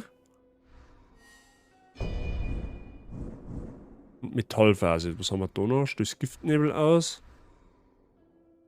Die verursacht für eine gewisse Zeit Giftschaden. Ja, dann gehen wir mal da auf. Okay. Jetzt pass auf, der Blitz, der scheint mir jetzt nicht wirklich so gut zum sein. Da nehmen wir auf alle Fälle mehr Lebenskraft absorbieren. Dass wir quasi jetzt mal, wenn wir Schaden machen, auch wieder ein bisschen Gesundheit regenerieren. Zauberhaft. Ja stimmt, du wirst ja auch wieder lebendig, ist eh klar. Sitz.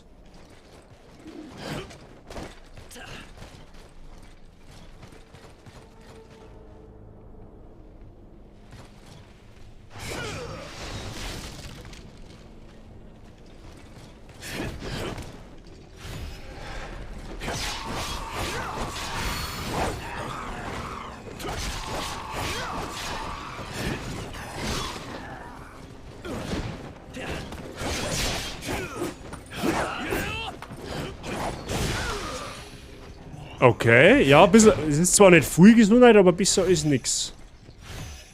Vergiftetes okay, mir finden jetzt 2 Gegenstände mit Giftsachen. Ist das vielleicht ein bisschen ein Hinweis, was der nächste Boss für eine Schwäche hat?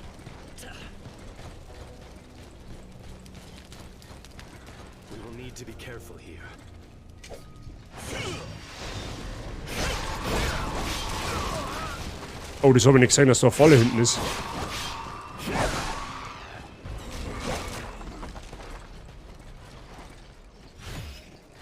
Okay, 3 Pfeile. Ja gut, du regenerierst jetzt nicht extrem viel Gesundheit, aber... Naja. Kleinvieh macht auch Mist.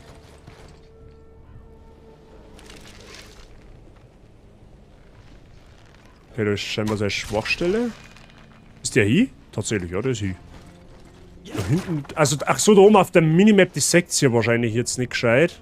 Da zeigt's mir, wo ich lang muss. Okay, dann können wir zuerst mal da lang gehen.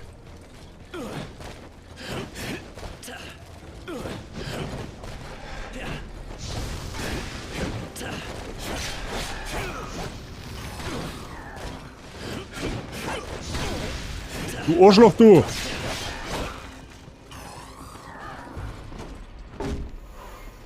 Okay, 4 von 7.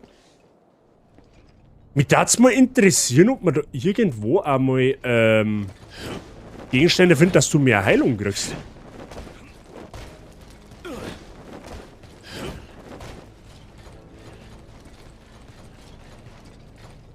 Okay. Increasingly concerned for our scouts. This is a race against time. We must hurry. Ah, da ist jetzt der Shortcut, wo wir vorher nicht aufgekommen haben. Das ist gut, weil da unten war die Fahne, wo wir da hingestellt haben. Genau.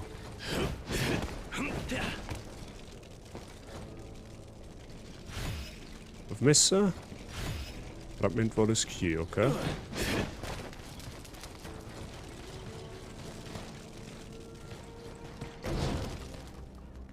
Oh, ist dieser Bossareal dahinter?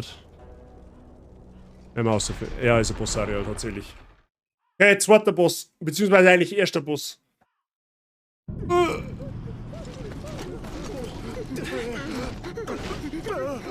We will have to make a stand here.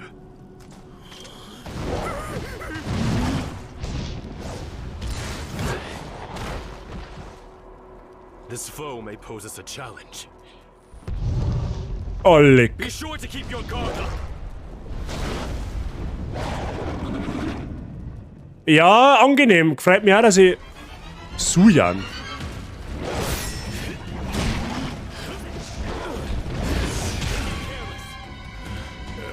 Ja, hätte dann lernen. Boah, leck, der Text ist ja ultra blöd platziert. Der Text in der Mitte ist ein bisschen sehr unangebracht, wenn du mich fragst. Der geht ja über einen kompletten Bildschirm. Das ist ein bisschen hinderlich gerade. Beziehungsweise ich bin es halt nicht gewohnt wahrscheinlich.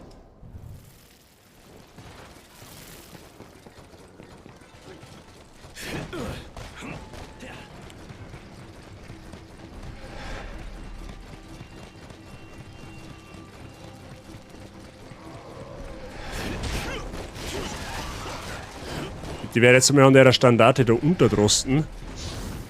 Da brauche ich nicht so viel Gegner machen.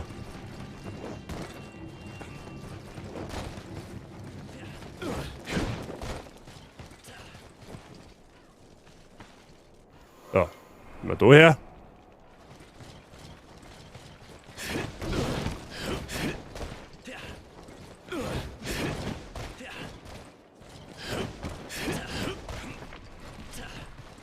Oh, gleich wird's leichter. Aber komisch, jetzt weiß ich nicht, geht das Gebiet nach dem Boss noch weiter? Weil eigentlich da hat man noch 3 Flaggen, also insgesamt 6 Flaggen angehen. Ich kann mir jetzt ehrlich gesagt nicht vorstellen, dass dann das Gebiet schon vorbei ist.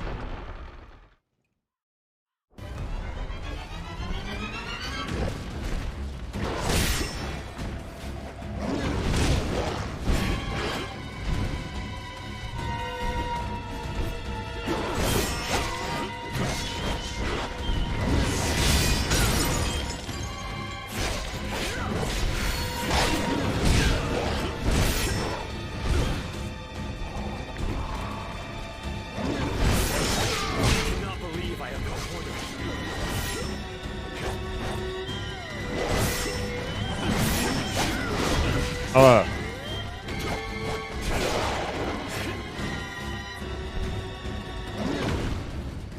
Ja, der Text, der ist schon gescheit groß. Muss ich mal in die Einstellungen schauen, ob man den kleiner machen kann.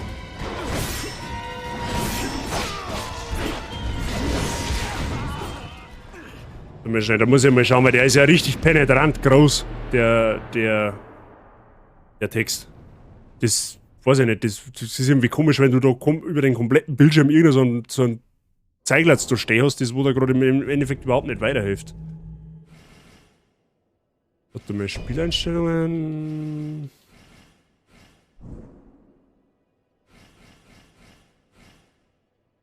Wenn möglich verbergen, höchste Anzeit der 14 Monate.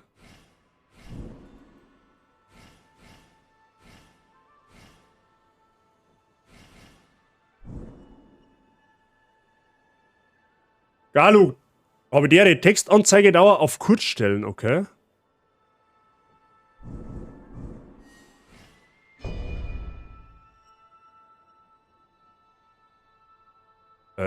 Textanzeige Einstellung, also das ist Grafik, das brauche ich nicht.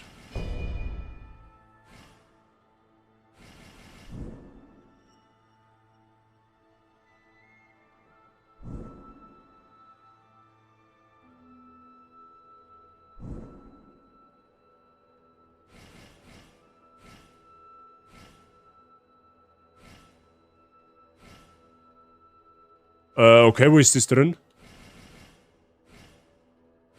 Auch unter Grafik.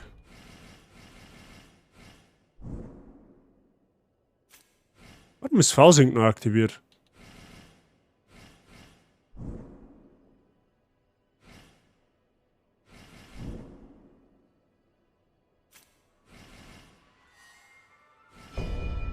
Muss er da irgendwo sein? Gibt's ja nicht.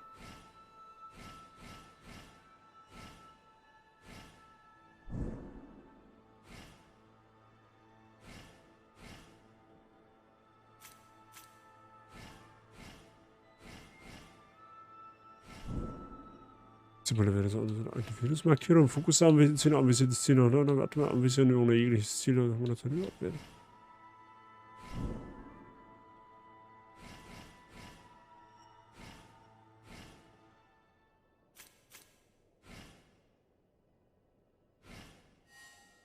Keine Ahnung, wo das drin ist.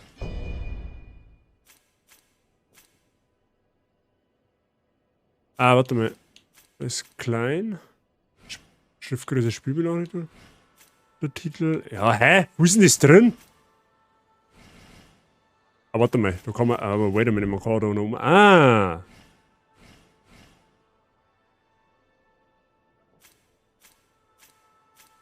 Dauer der Benachrichtigung im Spiel. Kurz, okay.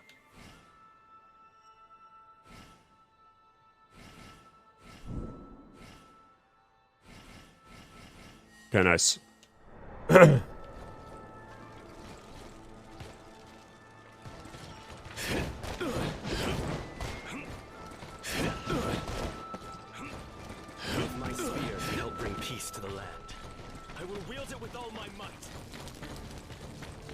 So, schauen wir mal, ob wir den Affen irgendwie geregelt kriegen. Oder was auch immer das ist. Irgendwas wird schon sein. Irgendwie so Affen, Dämon, Viech.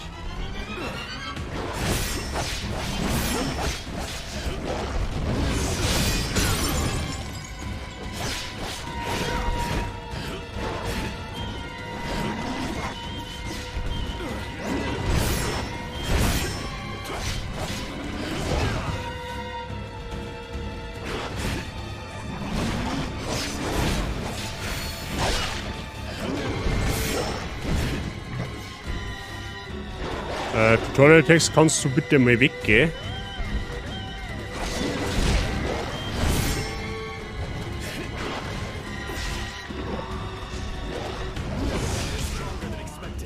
Hey, eigentlich doch den Call kontern, okay.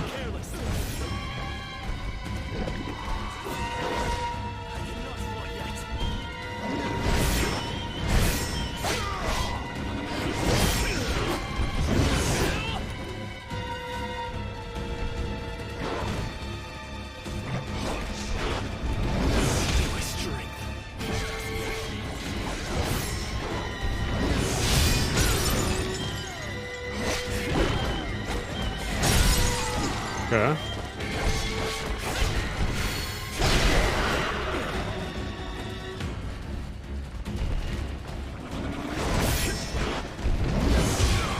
Scheiße, okay.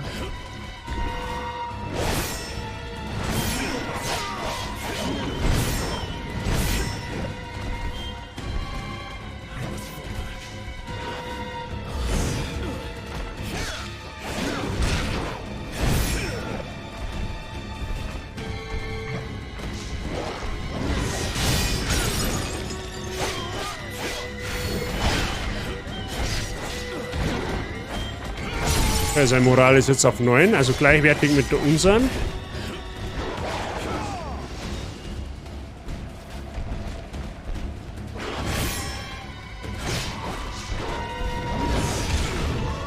Okay, fuck.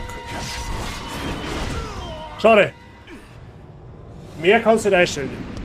Ja, mir wundert es, dass der Tutorial-Text jetzt immer nur so lang da war. Weil es hätte ja eigentlich jetzt... Ich gehe mal davon aus, das war das Richtige. Aber das, der stört halt schon massiv.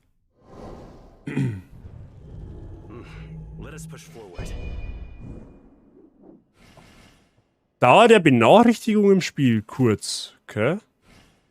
Bestätigung von Gegenstand erhalten, Benachrichtigung, Ausblendezeit des Bestätigung beim Lernen, Reiter mit Waffenversion im Inventar für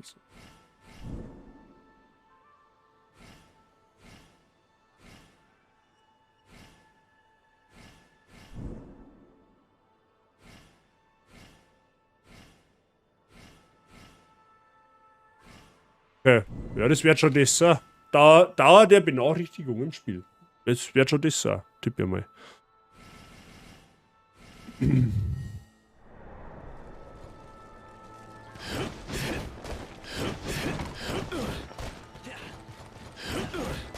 Aber der ist gar nicht so schwer. Der geht eigentlich. Tatsächlich. Na, nur Patterns ein bisschen besser einbringen, dann geht der eigentlich.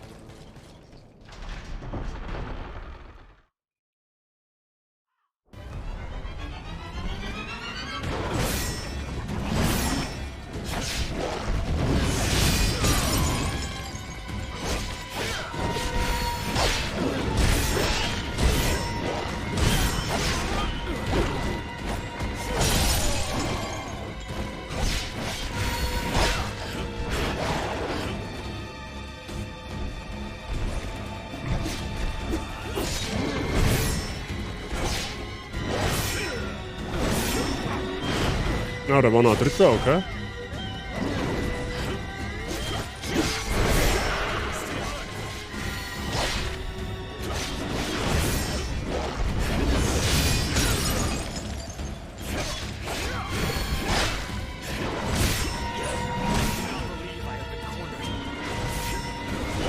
Okay, der war neu, den habe ich noch nicht kennt.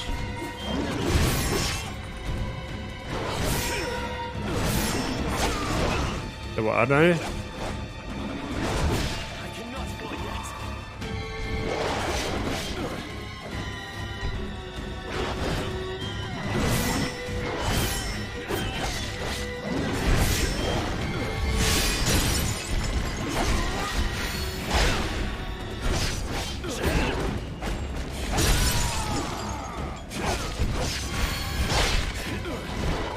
Das war sehr zauberhaft.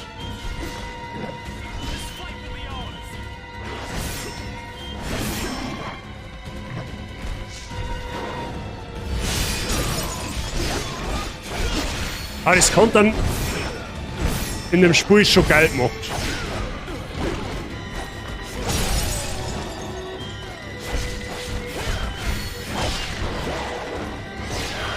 Easy.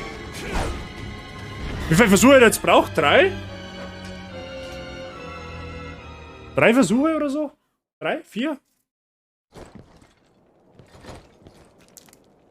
Ja, es geht eigentlich. Es ist gar nicht so schwer.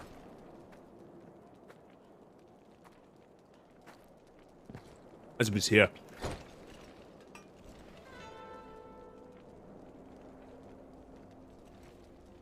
You fought well, my friend. That was a sight to behold. I cannot understand how one as strong as you could have gone unnoticed. Your force was like that of a dragon soaring heavenward. Ah, jetzt werden wir schon mit einem Drachen verglichen. Ah, nice. Schön. Schön.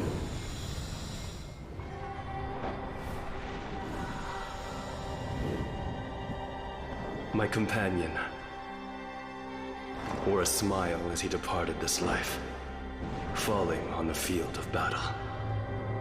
I was unsure of what I ought do to protect those dear to me.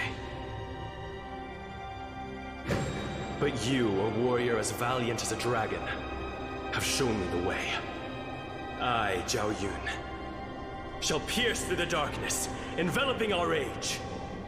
An Wow. army of 100,000 might stand in my way, but it would matter not. For like a majestic Qilin, I shall carve out a road to peace. Was ist denn der Killian? Abgesehen davon, erstens bekennst du gerade 3 Minuten und wir haben jetzt schon wieder Gott für die. Aber irgendwie weird, aber okay.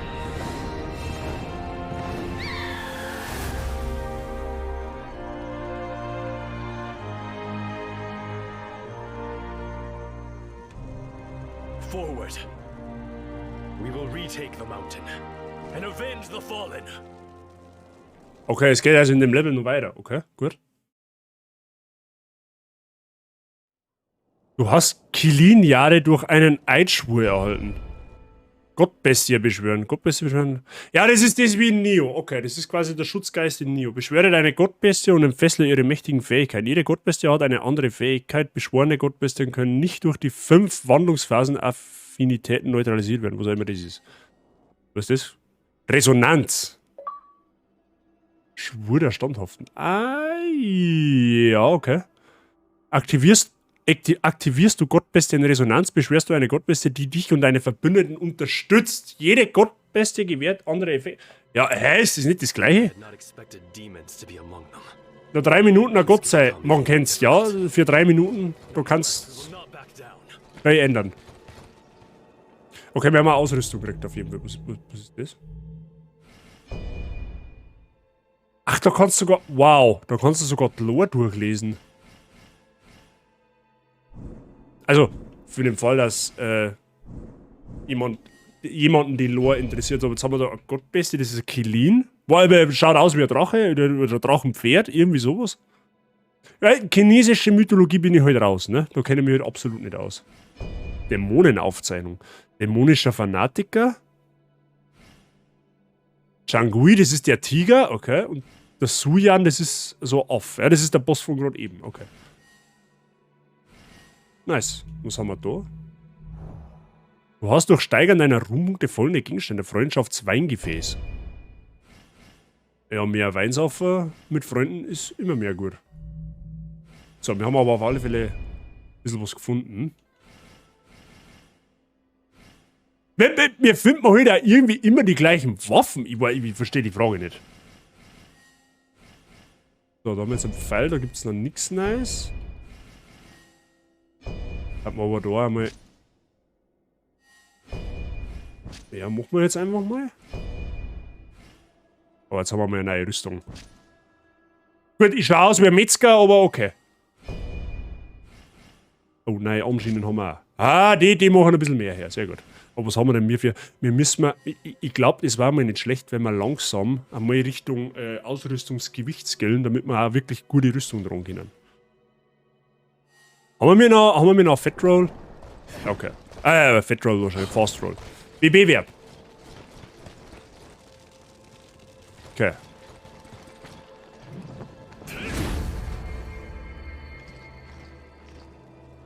Ja, der wir uns da mal aufleveln. Die folgende Funktion der Gottbestie auswählen. Ja, okay, da gibt's. Das war mir jetzt schon fast klar, dass es da unterschiedliche gibt. Ja, den wir nochmal auf 3. Ja.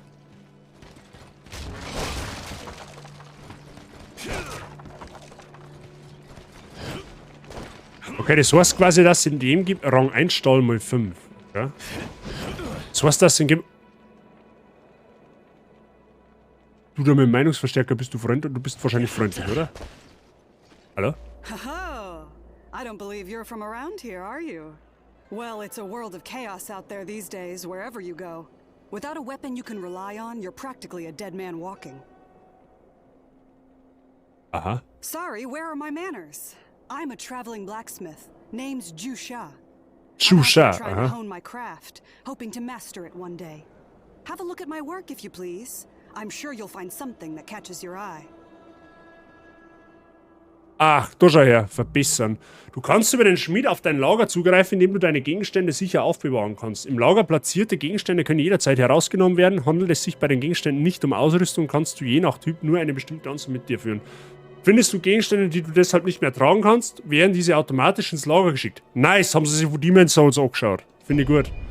Verbessere die Stufe deiner Ausrüstung mit Kupfer und Materialien. Die nötige Menge Kupfer oder Materialien hängt von der Verbesserungsstufe deiner Ausrüstung ab. Ach du schau her. Und jetzt da meine Waffen verbessern, dann praktisch. Ach du schau her, ja, das ist genau das, was ich schon vermutet habe. Das Rang 1 Stahl brauchst du um deine Waffe. Boah, leck, die geht aber ganz schön nach oben. Die skaliert. Ah, da gibt's die Bonus, da gibt's auch wieder Skalierungen, okay? Die skaliert dann quasi mit meiner Gesundheit, die Waffen. Die kriege da. What? Die kriege da B-Skalierung? Das war aber schon heavy.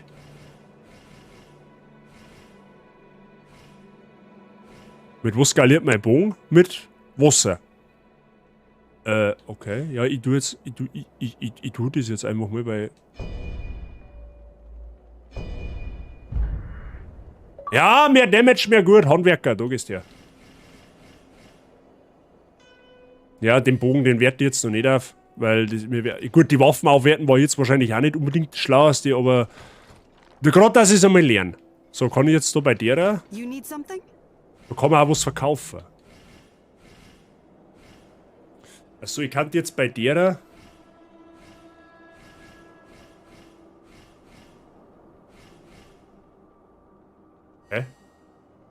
Verkauf, was du bei dir trägst für zusätzliches Kupfer. Ja, ja, okay.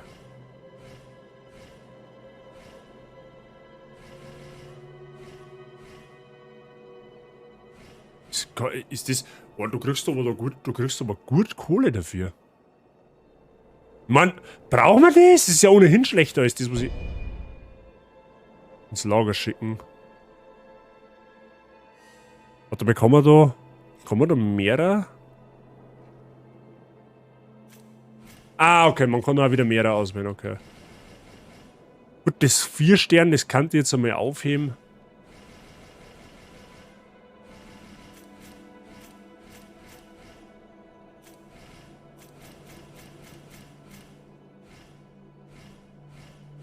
Ja, okay.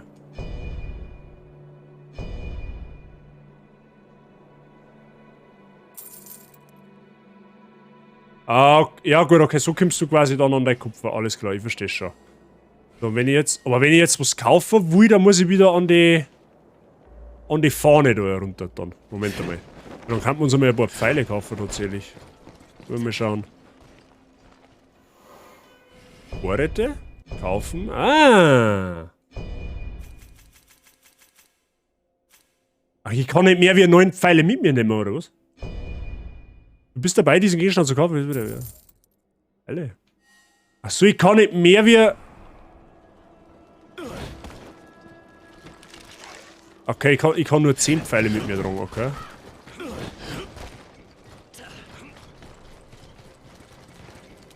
Ja gut.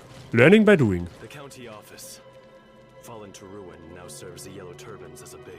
Ja, das schaut sehr nobel aus da. Da ist ein Zombie-Gnädel unter, da ist auch ein Zombie-Gnädel.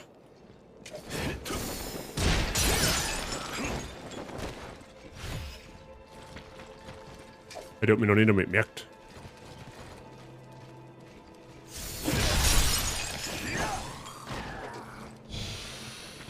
Okay. Wo geht's over?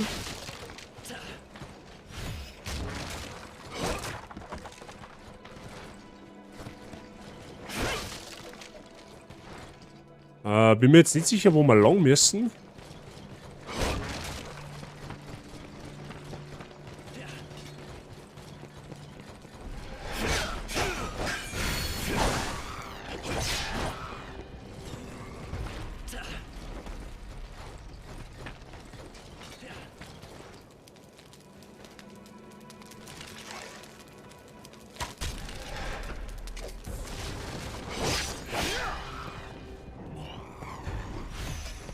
Bambussprung 2 Sterne. Drachenader. Was? Du hast einen Gegenstand erhalten, der den Drachenheilungstopf verbessern kann. Öffne dein Inventar über das Charaktermenü, um diesen Gegenstand zu nutzen. Drachenaderkristalle erhöhen die maximalen Nutzungen des Drachenheilungstopfs um 1. Drachenader-Essenz erhöht die Wirksamkeit. Okay, also Drachenaderkristall erhöht die Nutzungsmenge und Essenz erhöht die Wirksamkeit. Okay, jetzt pass auf. Wie war das? Inventar? Drachenaderkristall. Die maximale Anzahl von Verwendung von Drachen. Okay. Ja gut, da werde ich wahrscheinlich auch noch so nach vorne rosten müssen, damit sie das aktualisiert. Vermute jetzt einfach mal.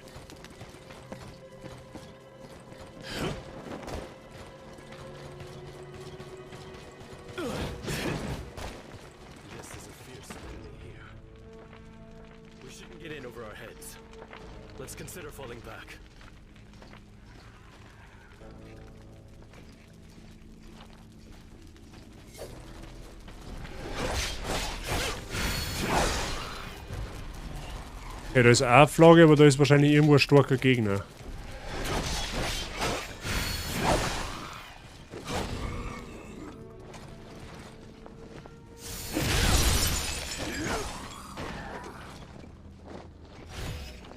Wurfmesser, okay. Mehr Wurfmesser.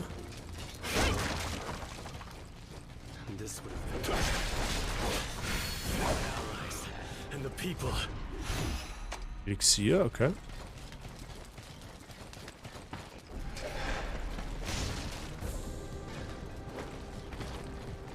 Da wirfst du auf deine eigene Leiter, oder was?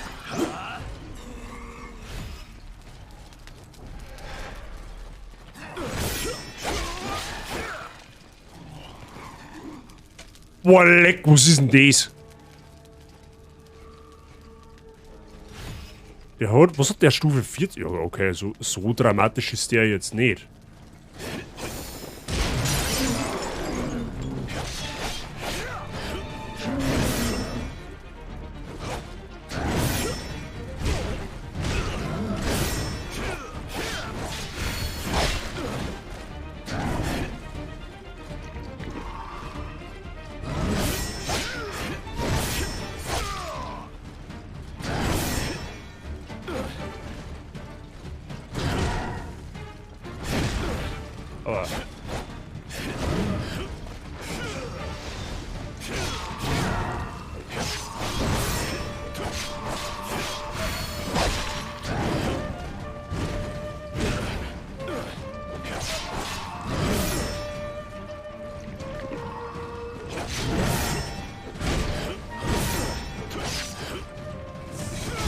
Okay, Gottbesser rufen, okay. Oha! Oh, leck, das macht ja anders viel Schaden. Das ist ja geisteskrank. Großer Holzhammer, okay, mir viel mehr Schnitzel, okay. Oh, aber was, der hat sich ja direkt rentiert. Der hat, Brudi, der hat sich rentiert. Haut da schon her.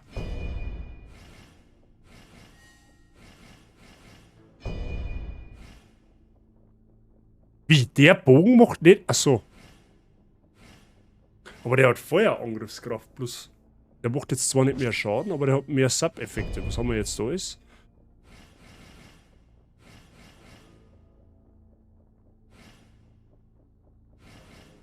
Udao, okay, das schaut aus wie so ein Kurzschwert.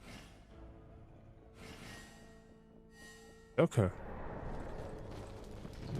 Hauen wir am Dom mit vorne rein.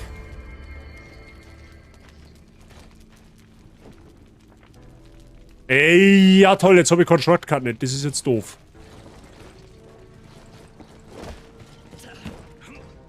Ach, ich kann aber da wieder... Achso, okay, da kommst du dann da oben. Okay, alles gut.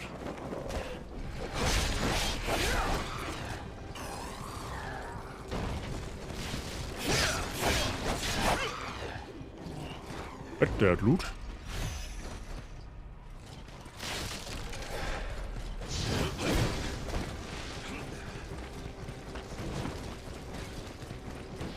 Da war nämlich auch noch eine Fahne drin, ich hab's ganz genau gesehen.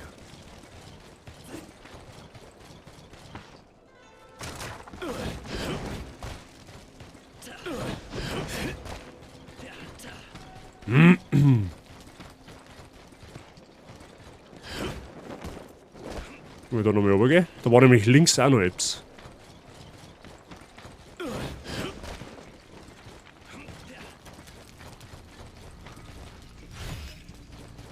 Warte mal, die Leute drückt jetzt gleich mal oben, damit da ja nichts schief geht. Ah, die wird wieder von einem anderen bewacht. Okay, ja, warte mal.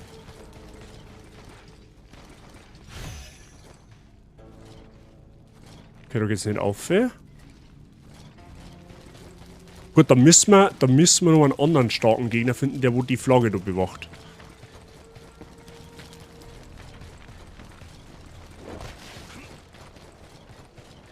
Kann ja nicht weiter.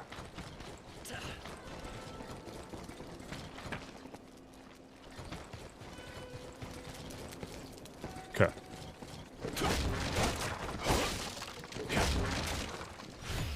Rang 1 Leder, okay.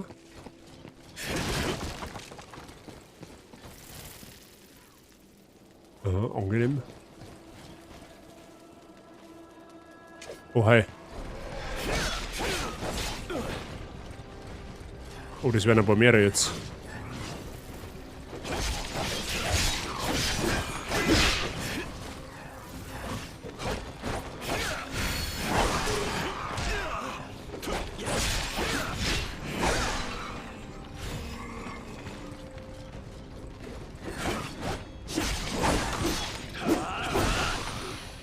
Okay. Ja, es macht's, ich muss schon sagen, es macht's da tatsächlich, dass du einen Verbündeten hast, macht schon ein bisschen entspannter. Oha. Kann man den überwältigen?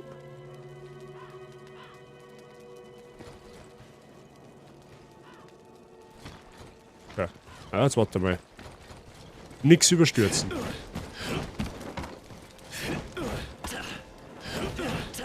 Ja, den kann man überwältigen.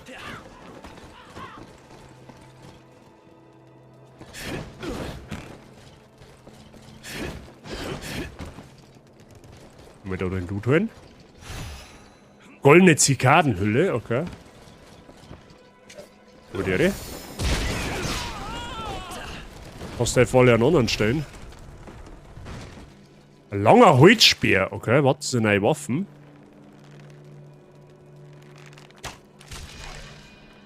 Der ist hier.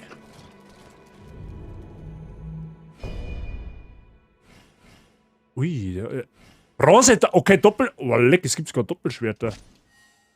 Warte mal, wie schaut das jetzt mit...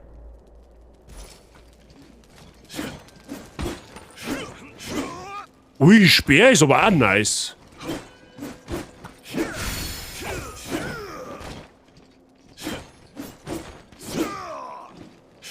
Ja. Speer, I like. Wie schauen die Doppelschwerter aus?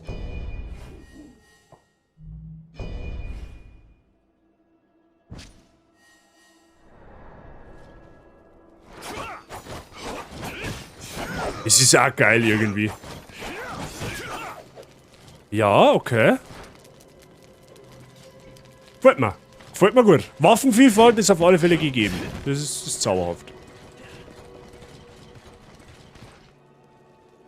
Aha, da hinten aber mehr von den Zipfen.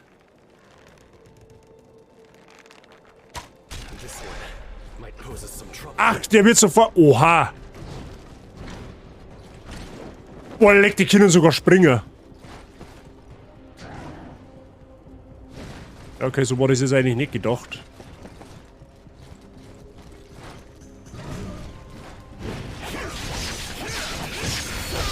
Alter, die Doppelklingen, die fetzen aber richtig rein.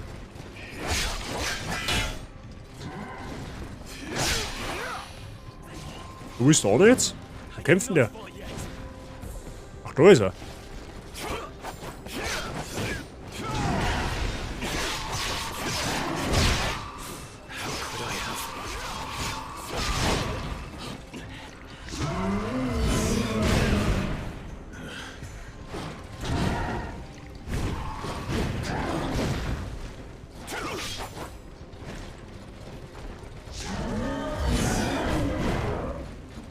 Ja, das war jetzt ein wenig doof, weil ich den genau da außergebaitet habe.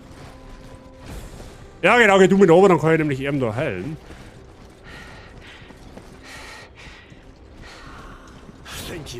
Boah, leck. Du kriegst richtig Panik, wenn der vor mir daherkommt.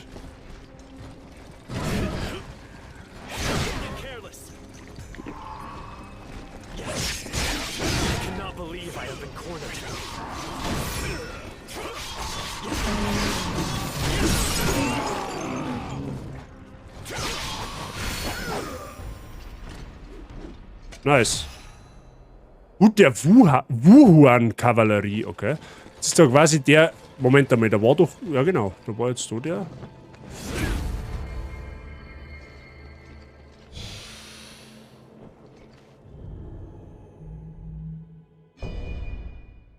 Rosehelle Bade, was ist... What the fuck? Langer Holzspeer? Achso, ja, den haben wir vorher schon gut. Das, was ihr hier vor euch seht, ist der dreifache Holy Super shit. Saiyajin. Den hat noch keiner geschafft, deshalb hat es auch etwas gedauert. Einen schönen Sonntagnachmittag zusammen Dabats 1 Love Dabats 1 HAWEDEYEY. Der Batz gefällt mir schon mal ein bisschen wie Gamer 98 KH irgendwas. Ripsi, habe die merci dir für deinen Resub im 3. Monat. Geht's jetzt zum dreifachen Super Saiyajin. Schön, dass du wieder da bist. Weiterhin willkommen und natürlich viel Spaß mit den Mods. Danke dir. Ebenfalls einen schönen Sonntagnachmittag. Ich hoffe, dir geht's gut. Und willkommen zu Wolong. Wolong Fallen Dynasty. Ja, jetzt pass auf. Ich muss natürlich ein bisschen so die Waffen testen, gell? Das ist wohl hoffentlich klar. Jetzt passt auf. Wie schaut's da aus? Die Waffen sprengen sich weil echt... Die Hand war gar nicht übel.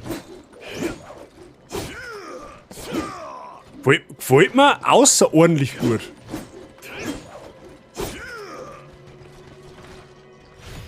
Aber ich muss sagen, mit was skaliert... Ach so. Die Doppelschwerter skalieren mit Gesundheit und die Bronzehelle, ja, die skaliert halt jetzt mit nichts. Der Speer hat mit Wasser skalieren.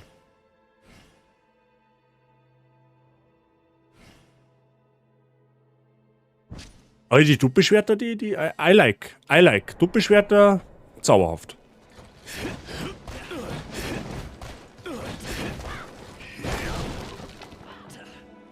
Mhm.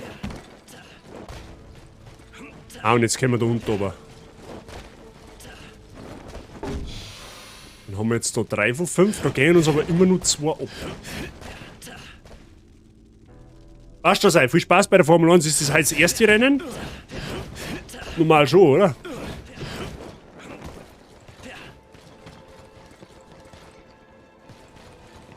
Also hinten. Ja, da geht's weiter, okay.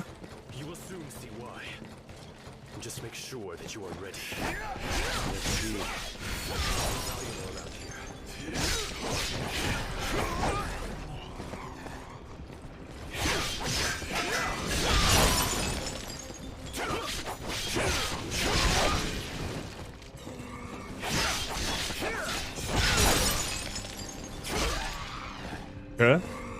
Jo, halt erste Bahrain und spannender Bleibsitze. Okay, nice. Da muss ich vielleicht auch noch eine luren.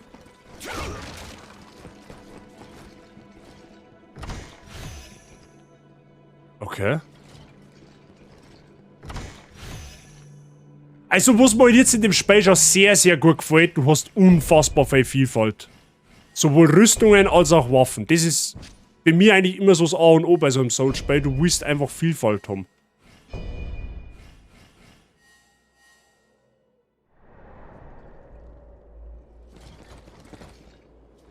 Ripsi, wie geht's da? Ist alles flauschig bei dir? Rang 1 da, Rang 1 Leder, da ist auch noch was dahinter, habe ich ganz genau gesehen. Was essen wir? What? Okay. Ja, aber es ist sehr recht, das darf echt spannend sein. Es war ja langweilig, wenn immer dasselbe Team ganz vorne ist so, ne? Weil ich werde jetzt noch so eine gute Stunde werde ich noch machen. Ja gut, dabei ist das Rennen wahrscheinlich. Wann geht das Rennen auch? Um 3 jetzt, oder wie?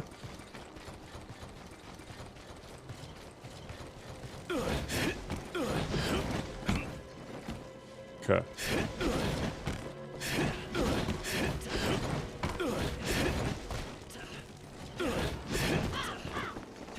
Ah, da hinten ist auch nochmal so vorne.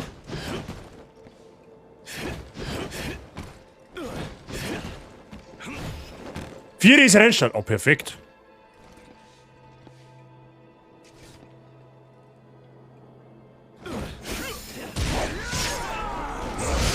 Au!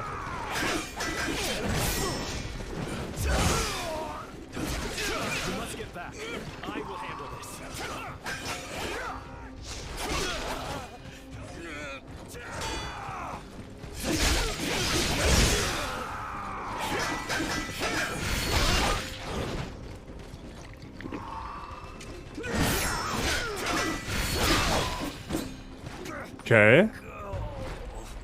Und gibt der die Flagge jetzt frei?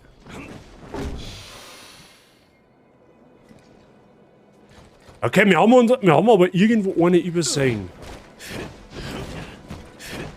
Hast du damit nachgeschaut? Sehr gut, perfekt. Ja, nein, das hat sich ja super ausgegangen. Mit der Frau wobei, wir müssen da noch in die Wohnung.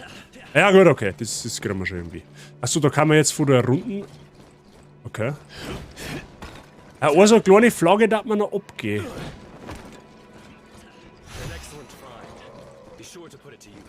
Wenn wir das General nicht laden? Ah, da schau her, was bist du?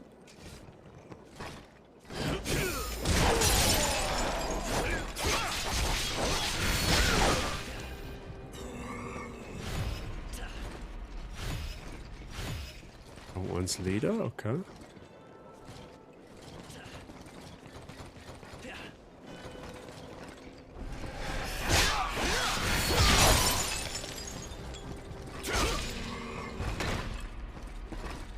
Was denkt 15 Uhr? Ja, jetzt noch, du hast jetzt quasi noch eine Stunde Zeit, wenn es um 4 Uhr Schluss geht.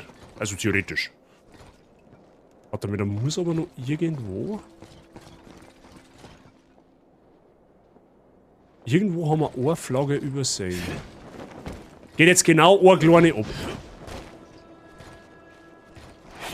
Gut, die Kuh da war auch ganz am Anfang so. Also das ist halt das...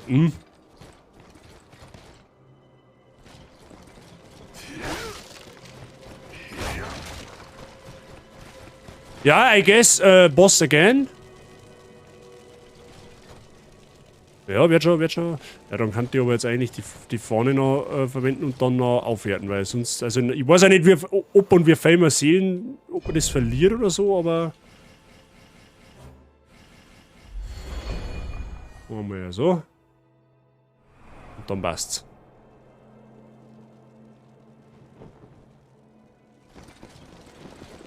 Anlerg, also dann doch. Passt schon. Ja, ich glaube, dass das in Bahrain, weil sie ja da im Dunkeln fahren wollen, in case of Temperatur. Ja, das ist ein Nachtrennen auf jeden Fall. Dort, also zumindest, ne, vor Ort. Ja, der dritte Boss halt. Ey, immer 3 Bosse, immer, what do you mean? You scum! This is our execution ground, didn't you know? The Tianzhu hermits will get no mercy. That goes for the women as well.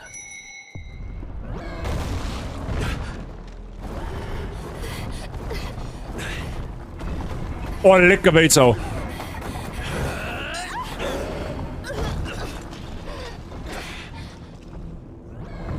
Ja, herzlichen Glückwunsch. Go quickly. Find somewhere safe.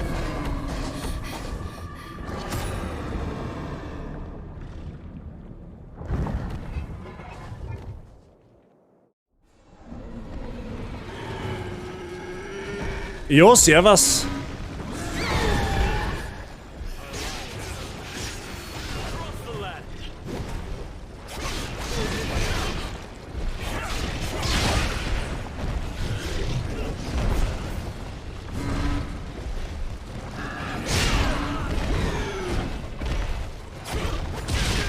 Ja, okay, Moment.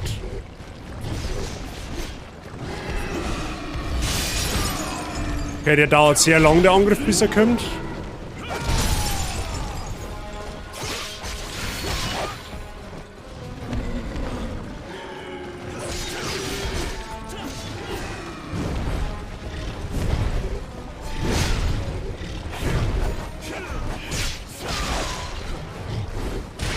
Au!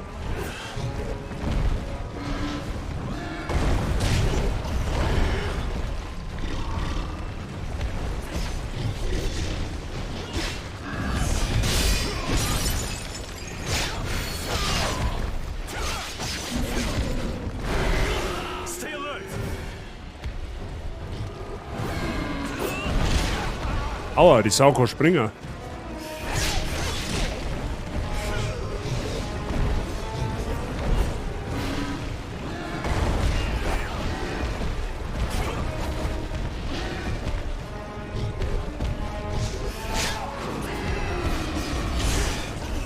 Ah, fuck, nein, kommt dann keiner. Schade. War so frech, schaut der Wildschwein von, aber. Ja, die schauen im Ofen flauschig aus, wenn du mich fragst. Aber ich muss jetzt nur einmal sagen, also ganz ehrlich, ich glaube, ich starte jetzt einfach nur mal schnell ein Spiel rein, weil mich triggert das schon gescheit, dass das so penetrant lang angezeigt wird.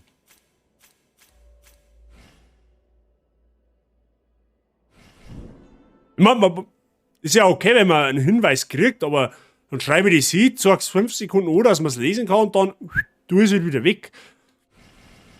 Aber das ist schon hart penetrant. Jetzt Moment einmal. Nur mal schnell kurz neu starten.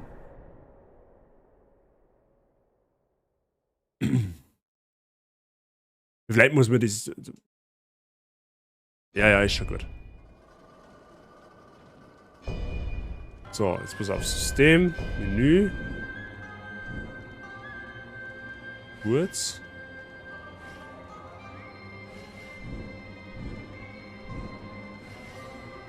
Schauen wir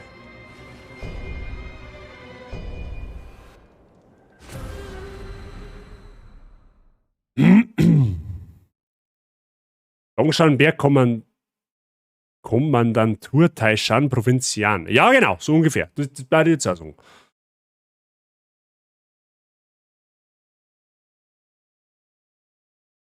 Okay, PC-Ladezeiten haben ein bisschen länger, als ich vermutet hätte. Ostlayer Bazi, ja, oder geslayed werden. Ich muss aber sagen, wenn das, dass wir vorher einen Boss gemacht haben, den ich selber noch nicht kannte, auf dem 3. Versuch, ist eigentlich gar nicht einmal so übel, wenn es mich fragt.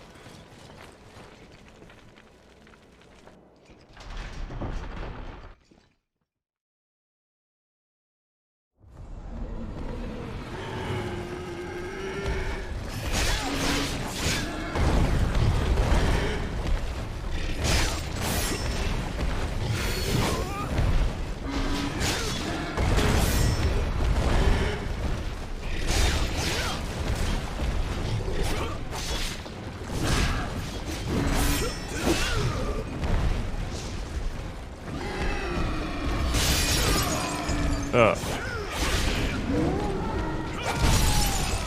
Jetzt haben wir von der Moral her gleich.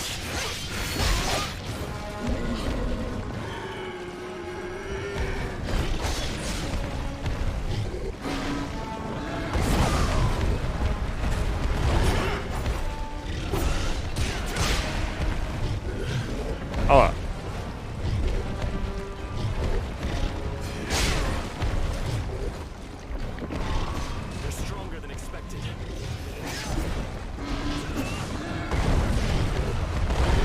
Bei dem weiß ich halt nicht, wann er zuhaut. Oder was genau ein Schlag ist.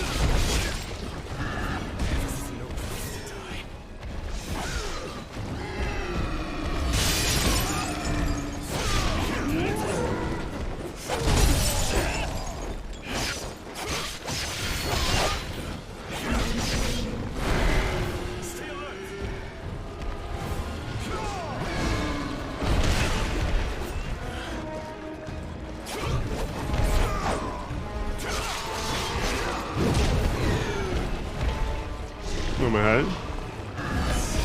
Boah, den hab ich nicht können sehen. Den hab ich nicht können sehen.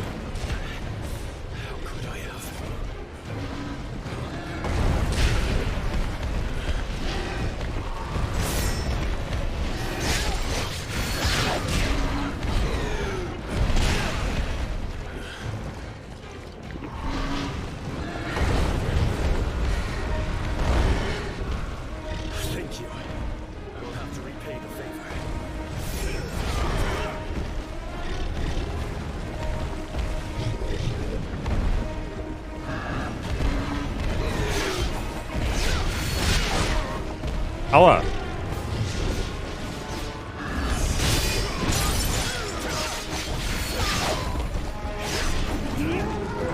So, also sein Moral schon mal deutlich niedriger als unsere. Ja, aber was heißt deutlich? Wir haben jetzt gleich.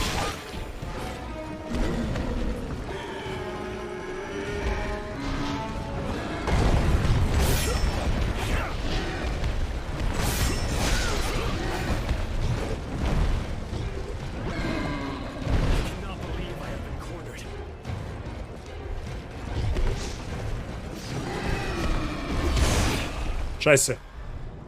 Fuck!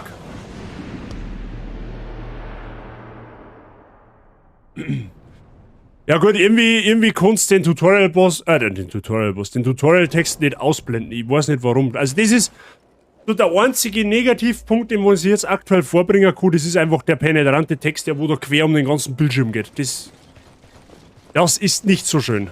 Das irritiert tatsächlich beim Kämpfer. Aber sonst bin ich bisher von dem Spiel, ja, positiv überrascht.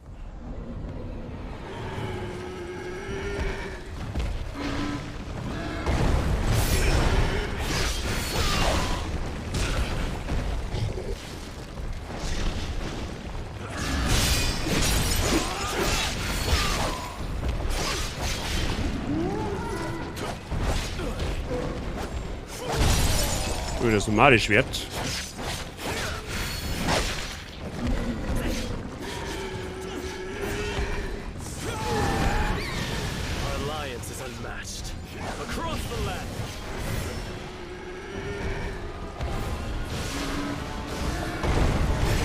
Alter, wie viel Schaden haben die jetzt gekriegt?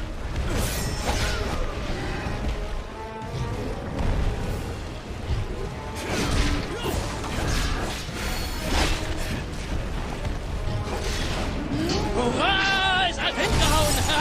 Er ist jetzt ein vierfacher Super Saiyajin. Und wem hat er das zu verdanken? Kein Saiyajin hat jemals dieses Level. Ja, nice! Hey, Dave! Danke dir für dein Resub im 4. Monat. Vielen Dank. Alles gut bei dir. Weiterhin willkommen in der Bazige und viel Spaß mit den Emotes. Sei, kannst du mir einen Shoutout machen? You saved me. Thank you. You are lucky to be alive. However, I am not the one you should think. Also, falls er noch da ist, sei. My name is Hong Jing, and I've been investigating the Yellow Turbans. Ganz genau. That Jadis. Gerne mal drauf schauen. Gibt's meistens Monster Hunter? Ich glaube, gestern hat er The Forest gespielt. Oder vorgestern? Gestern. Vorgestern. Also gerne mal Daumen da lassen. Guter Content. Vielen Dank. Would you mind taking me along? Alle nehmen wir die mit. Frag aber nicht, was wir tun.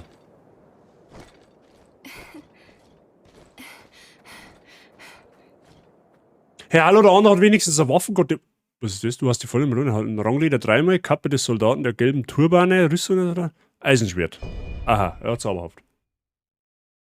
Was geht's denn nur? Wulong angefangen ist nice so far. Ja. Ich bin tatsächlich auch sehr positiv davon überrascht. Das Einzige, was ich wirklich negativ finde, das sind die ewigen Tutorial-Texte quer durch den ganzen Bildschirm bei Bossfights. Das nervt abgöttisch. Ich hätte eigentlich jetzt in die Einstellungen schon geschaut, dass du quasi die Einstellung kurz machst, aber irgendwie macht das keinen Unterschied nicht. Also ich weiß nicht. Aber sonst zauberhaft. Sehr zauberhaft bisher.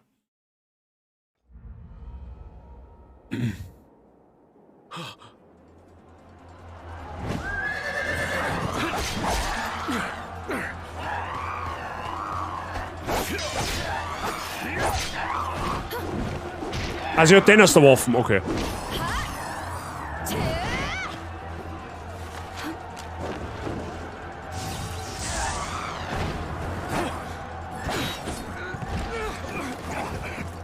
Sekunde.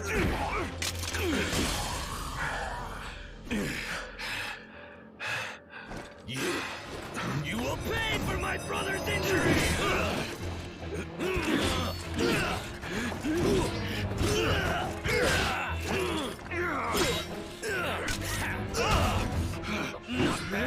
Not bad at all.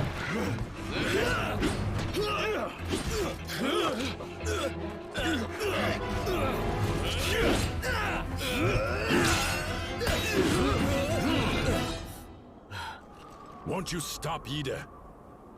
Mag uns nicht. Don't be so reckless, Yida. These brave warriors saved my life. Huh? What? My apologies. I got ahead of myself. Okay. It's time to find out how strong you really are. How about we play a little game? Who can take out the most rebels? You or I?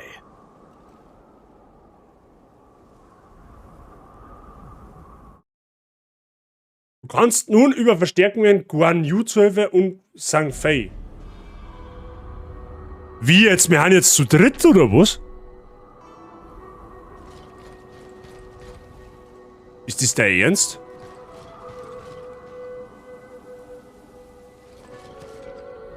Boah, es schaut schon geil aus, ne?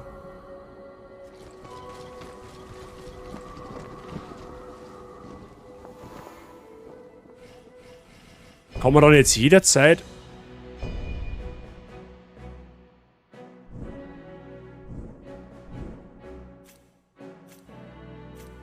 Ach so, okay, man kann jederzeit in das Gebiet zurück.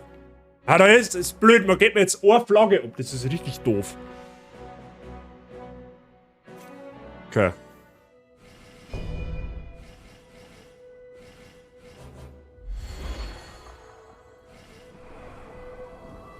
Ja Leute, wir spielen halt jetzt wirklich zu dritt.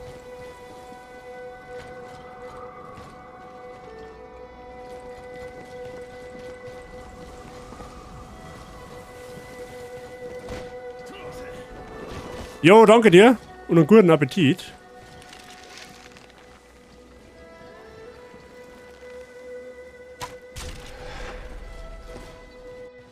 Fünf Wandlungsphasen-Affinitäten. Zauber basieren auf der Theorie der 5 Wandlungsphasen, in der alle Phasen auf bestimmte Arten mit den anderen interagieren. Durch richtigen Einsatz kannst du Zauber oder ihre positiven, negativen Effekte kontern. Holz überwindet Erde. Okay. Erde überwindet Wasser. Wasser überwindet Feuer, das ist leicht Ei. Feuer überwindet Metall, leicht Ei. Metall überwindet Holz. Okay. Also wie, ist im Endeffekt Stein, Schere, Papiersystem wie im Pokémon. Okay. Also Holz stark gegen Erde. Erde gut gegen Wasser, Wasser gut gegen Feuer, Feuer gegen Metall und Metall gut gegen Holz. Ja.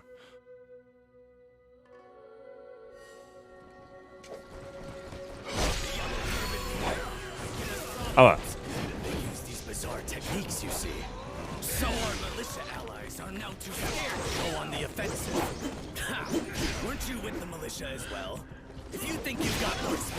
Aber wir haben eine neue Ausrüstung angegriffen, fällt mir gerade ein.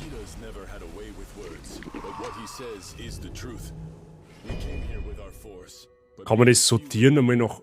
Ja, genau. Nach Art, nach Aufwertungsstufe, nach Angriffskraft. Ja, das gefällt mir schon irgendwie. Wobei, nein, machen wir noch Art. Nach Art ist besser. Kommt denn jetzt her? Zupfte! Oh, der wird schauen. Dankeschön. So, wir haben das Eisenschwert gekriegt.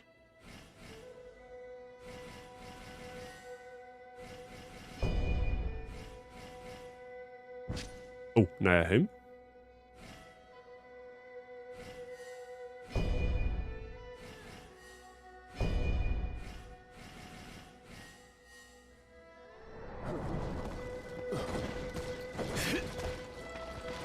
Okay, immer noch schnell unterwegs.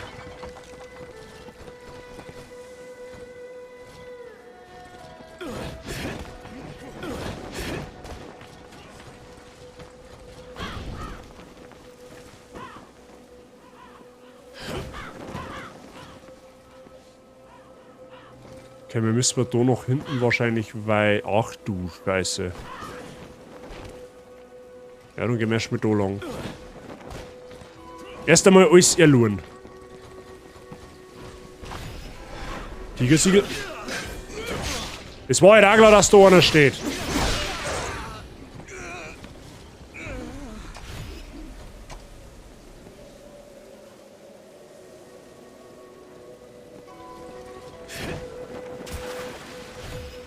Rang 2 Leder, okay.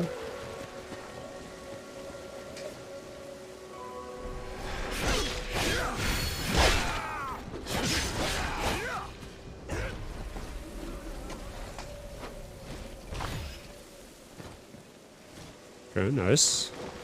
Die Frage ist, treffen wir den Schmied dann einmal im Level, oder?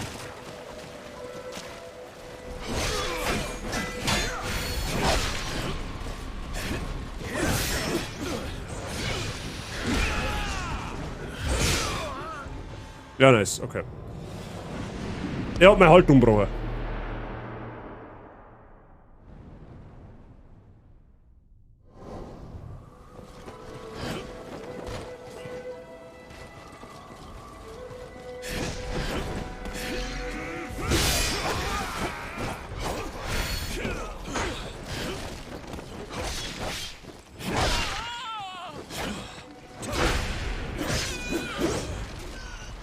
Stirbt der gerade nicht. Ich es eh nicht glauben.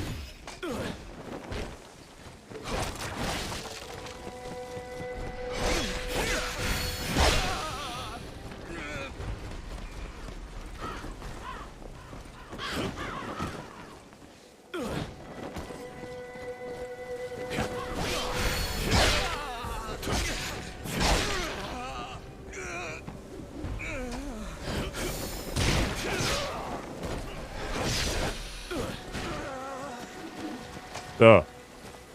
Und der dahinter hat jetzt halt meine Moral. Das heißt, wenn ich den umbringe, dann...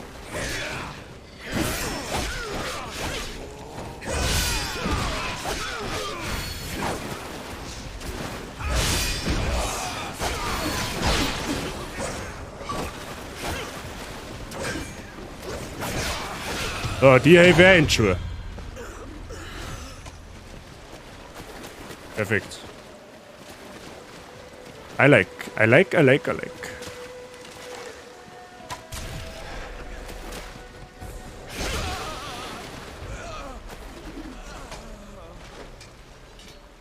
Okay, da müssen wir aber ein... Au, ach so. Wow, lol, die Flaggen werden da sogar auf der Map angezeigt.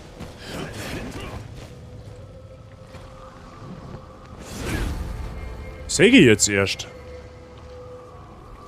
Okay, also das heißt, öfter mal die Map im Auge behalten.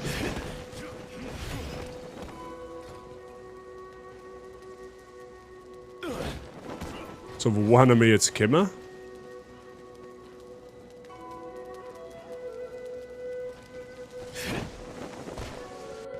Ermutigen.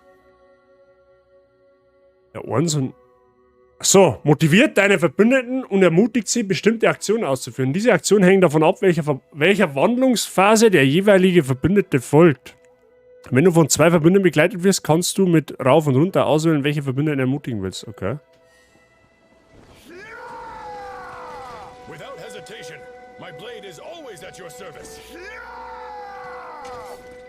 Ja, okay.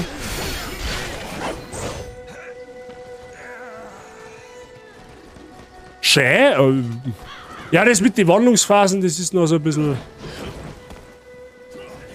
Okay, von da haben wir keinen nice.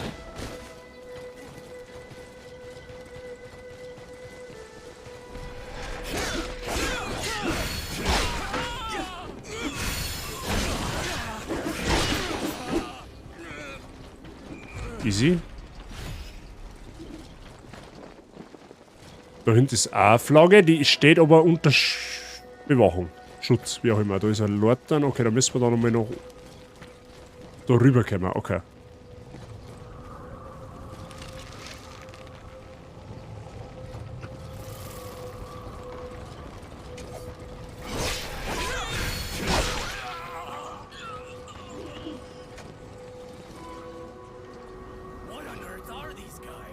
Gibt's aber einen Haufen Stuff, da lebt mich am Arsch.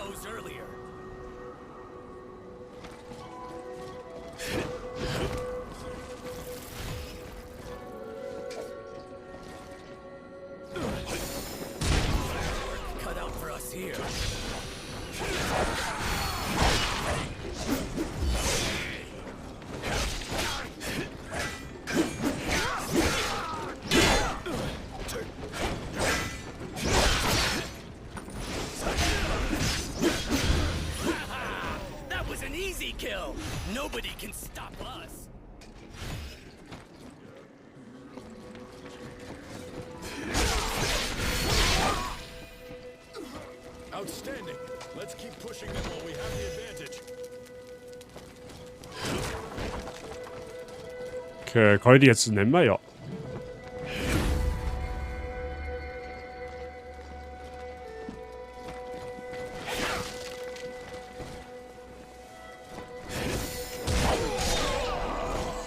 Okay, der ist auch down. Perfekt.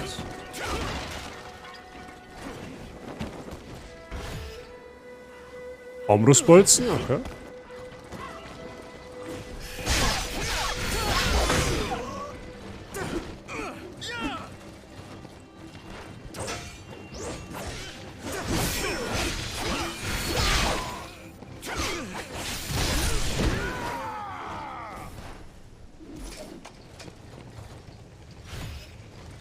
Bambusbogen haben wir jetzt so schon mal langsam ein bisschen.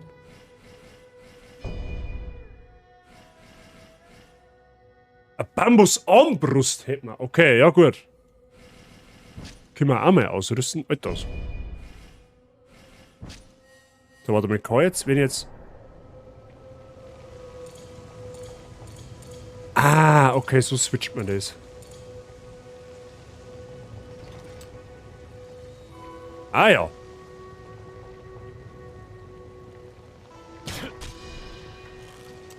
Okay, die Armbrust macht schon mit deutlich mehr Schaden. Die macht schon mit deutlich mehr Schaden.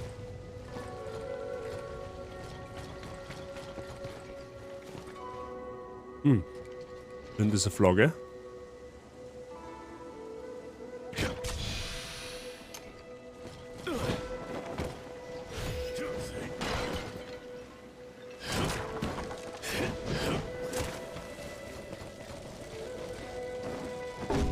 So, eine mit der Markierung.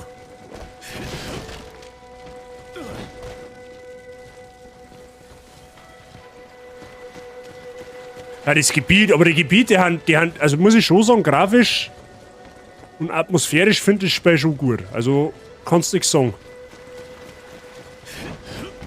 Also, wenn man so Genre mag, natürlich, ne? Das ist natürlich immer vorausgesetzt.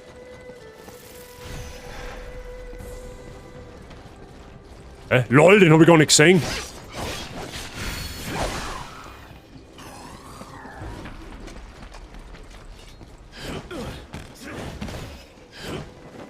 Ritualrobe des Hexers? Warte mal, wait a minute.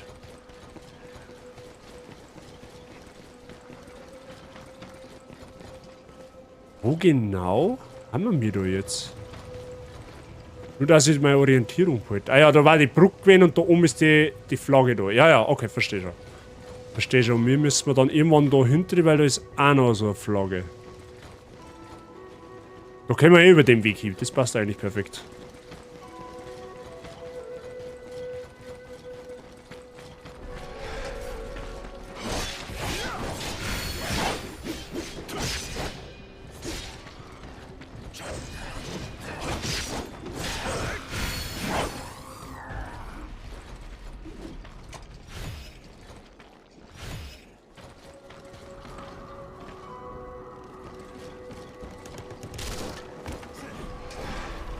Nice, okay.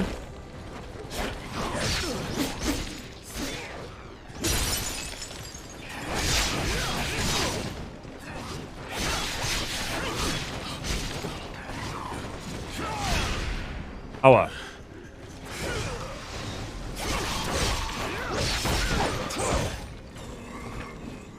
Okay, wo waren die ganzen Gegner hergekommen?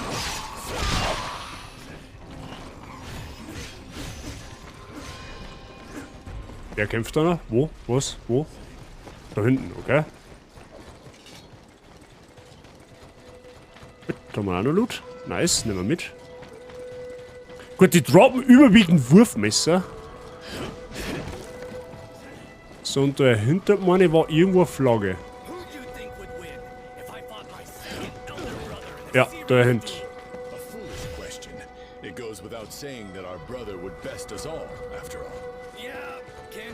Ah, die wird von dem Tiger bewacht da hinten, okay.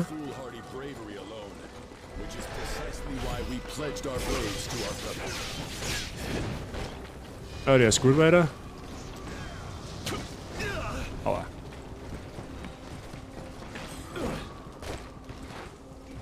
Nee, wir einen schon um.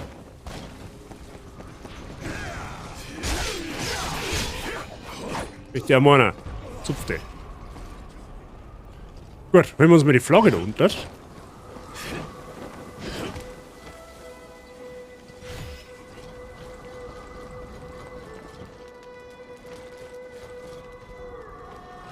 Sonst da irgendwelche Gegner da, die wo uns in Quere kommen könnten, die wo dann nerven gegen den. Oh, warte mal, da kann man die Lorte gleich mal aktivieren. Aber dann haben wir da nämlich einen Shortcut.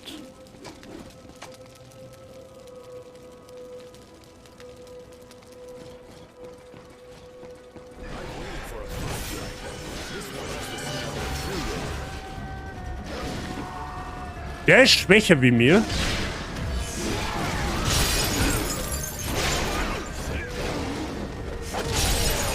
Deutlich schwer.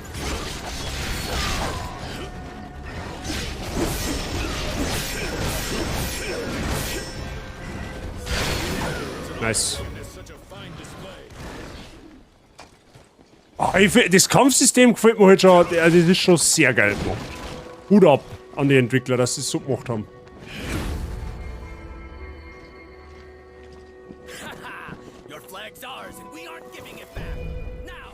Das sind 2 Aufstufe. Was haben wir jetzt da? Wasserkraft war bloß.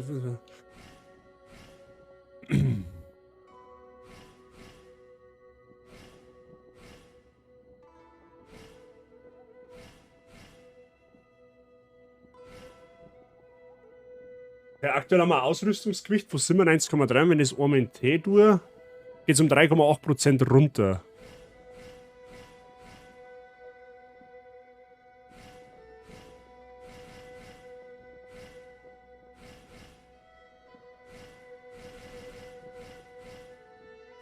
Okay.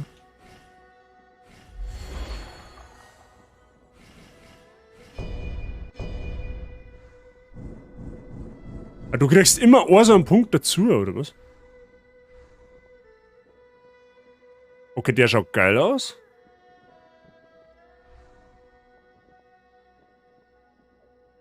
Okay, du kannst da selber Raigeki lernen, nice. Oder? Der Nahkampf versucht eine gewisse Zeit Blitzschaden, ja, das nehmen wir mal. Du brauchst, aber das habe ich noch nicht so ganz verstanden, was man dafür braucht, dass ich das nutzen kann. Da steht jetzt, ich brauche das Sim-Moral. Und ich habe, wie viel habe ich jetzt? 11. Okay, das check ich noch nicht so ganz. Oh, da haben wir was Besseres.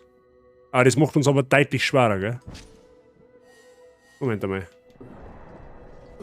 Ja, da haben wir brutal einbremst.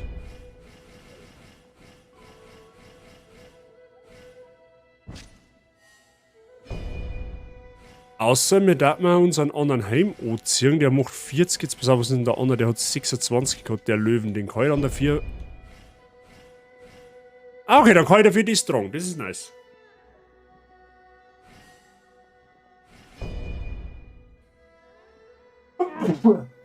Entschuldigung. Oha.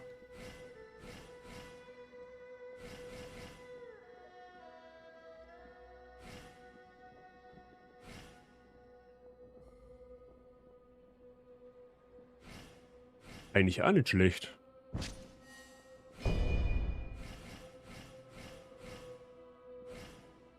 Got any drink on you? Well, no, I wouldn't expect you to. Okay.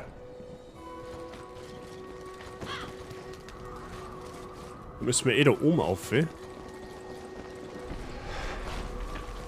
Stimmt, der respawnt ja wieder.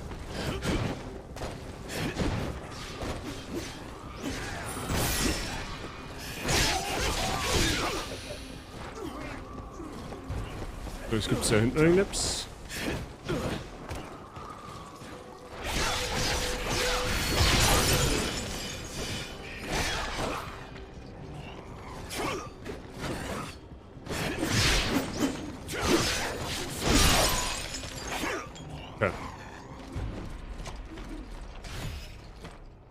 Auf wie zu geht's weiter, nice.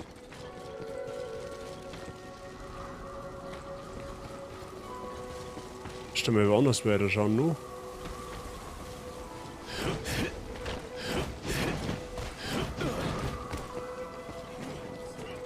Ah, da ist auch noch eine kleine Flagge, nice, okay.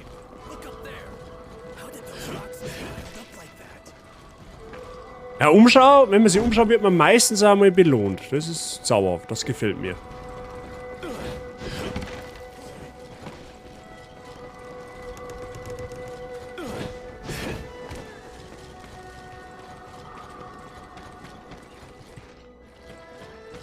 So, wollen wir schauen, müssen wir mal... Ah, ja, genau.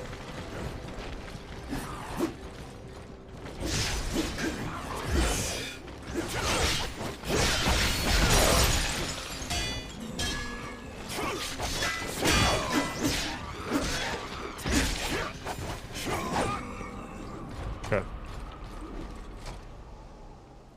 Ich möchte nicht wissen, woher die Flagge... Ja, da braucht er ein großes Loch.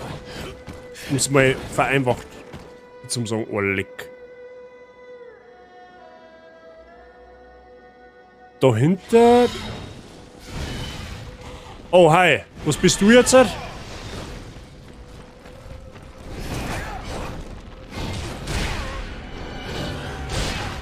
Autsch.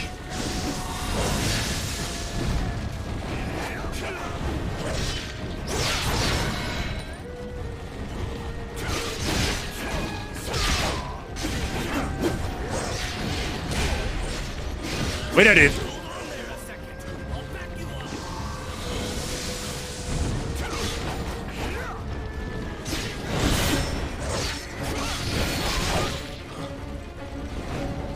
Oh, by the way, this is Corpus.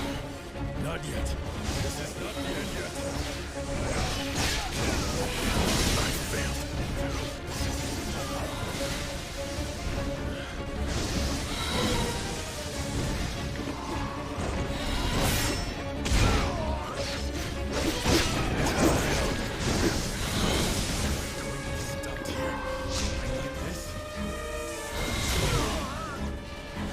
Okay, auch nicht damit gerechnet, dass der schießt. Ja, nice. Denken wir schon. Irgendwie hat das komisch ausgeschaut, also da so eine Fläche hast bei keinem Gegner. Aber da hinten habe ich hab schon wieder gespottet. Da hinten ist eine Flagge. Da hinten ist eine Flagge, wo wir den Vogel erst mal besiegen müssen.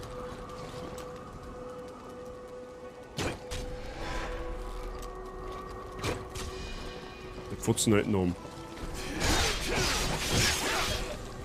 Gut, der fliegt eh oben.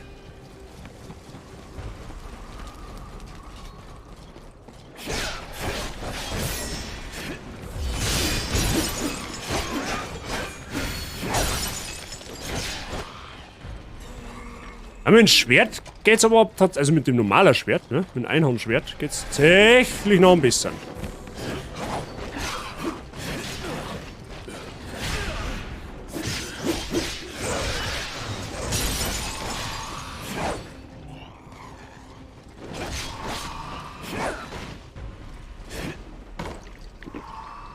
Aha, der lootet so auf uns, okay.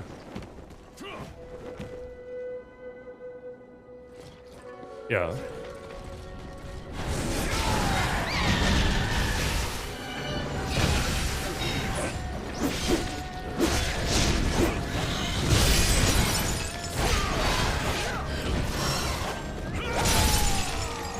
Okay.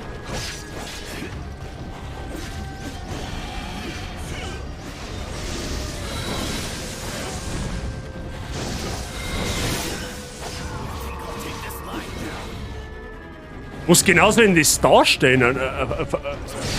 Fliegende Vogelex oder wie?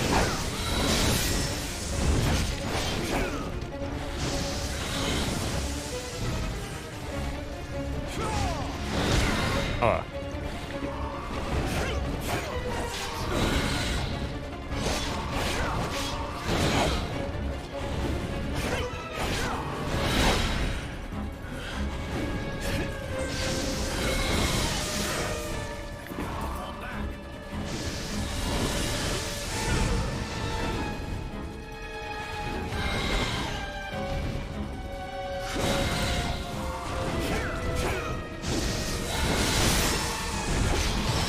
Ah, den erst. Die erste Phase. Zum ersten Mal in der 5 waren wir. Okay. Helm der Gegner. Okay. Ja, Loot kriegst du da ohne Ende. Wo ist jetzt der andere Zipfel haben? Einfach gestorben oder was? Stromsäbel. Wurfmesser.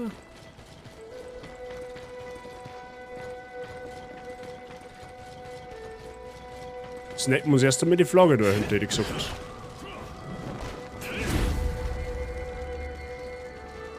Ja, easy.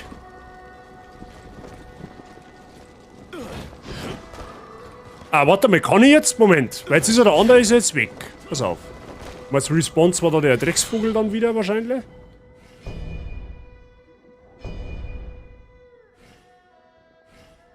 Ach so. Okay. Die haben von Haus aus dabei. Ach, okay, die werden auch wiederbelebt. Okay, ja gut. Ja, jetzt ist der Federgnädel natürlich wieder da. Den lassen wir aber jetzt einmal außen vor.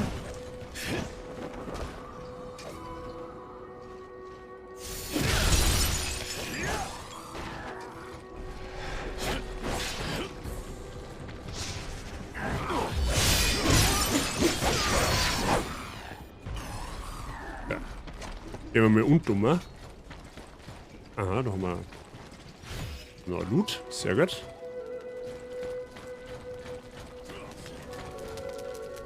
Gibt's da sonst noch irgendwo? Ich glaube nicht, oder?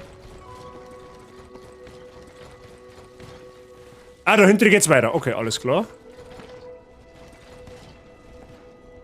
Ja, das schaut irgendwie aus wie so eine Mischung aus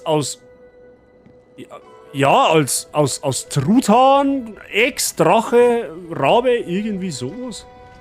I don't know.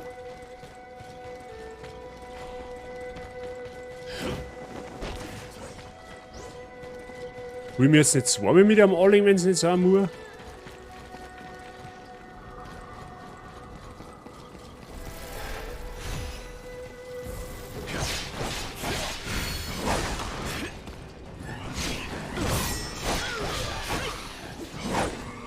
Da unten stapft der Tiger umeinander. Wo rennst du jetzt hin? Ja, du freilich, als ob der hier jetzt nachspringt. Sonst noch was? Oh, da haben 2 Tiger unten. Oha. Alles 2 Prinzen, was war... Also, wie jetzt? Wie bist du... Okay. Da hinten liegt auf jeden Fall was. Da hinten ist eine Flagge. Sag ich von da. Da hinten ist die Flagge. Oh, legt der schon wieder so einer, der so zintig ist.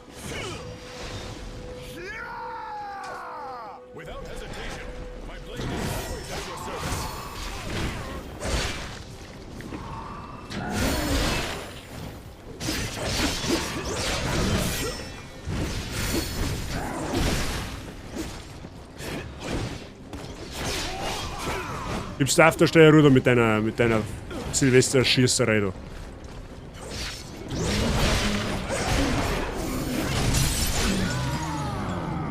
Ja gut, irgendwie habe ich den Sieg jetzt nicht verdient, weil ich habe eigentlich gefühlt gar nichts gemacht. Oh, da haben wir Flagge, nice.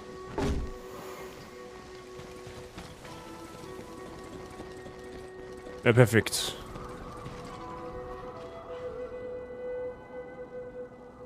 Das ist dann da hinten. Da wird man dann da wahrscheinlich irgendwie mal oben müssen.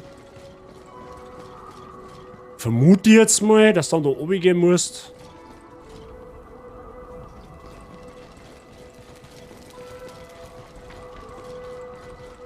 Außer man muss da unten durch die Tür durch. Jetzt, da haben wir falsch. Ah, da geht's noch weiter. Da schau her.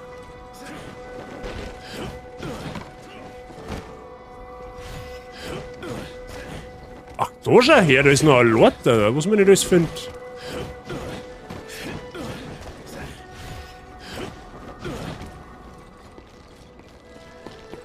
So, ja, da kommst du dann da her, okay, lol. Da hinten ist dann die Tier. Ich schau jetzt mal, was hinter der Tier drin ist.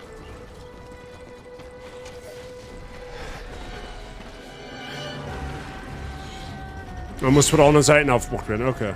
Dann hat sich das also auch erledigt.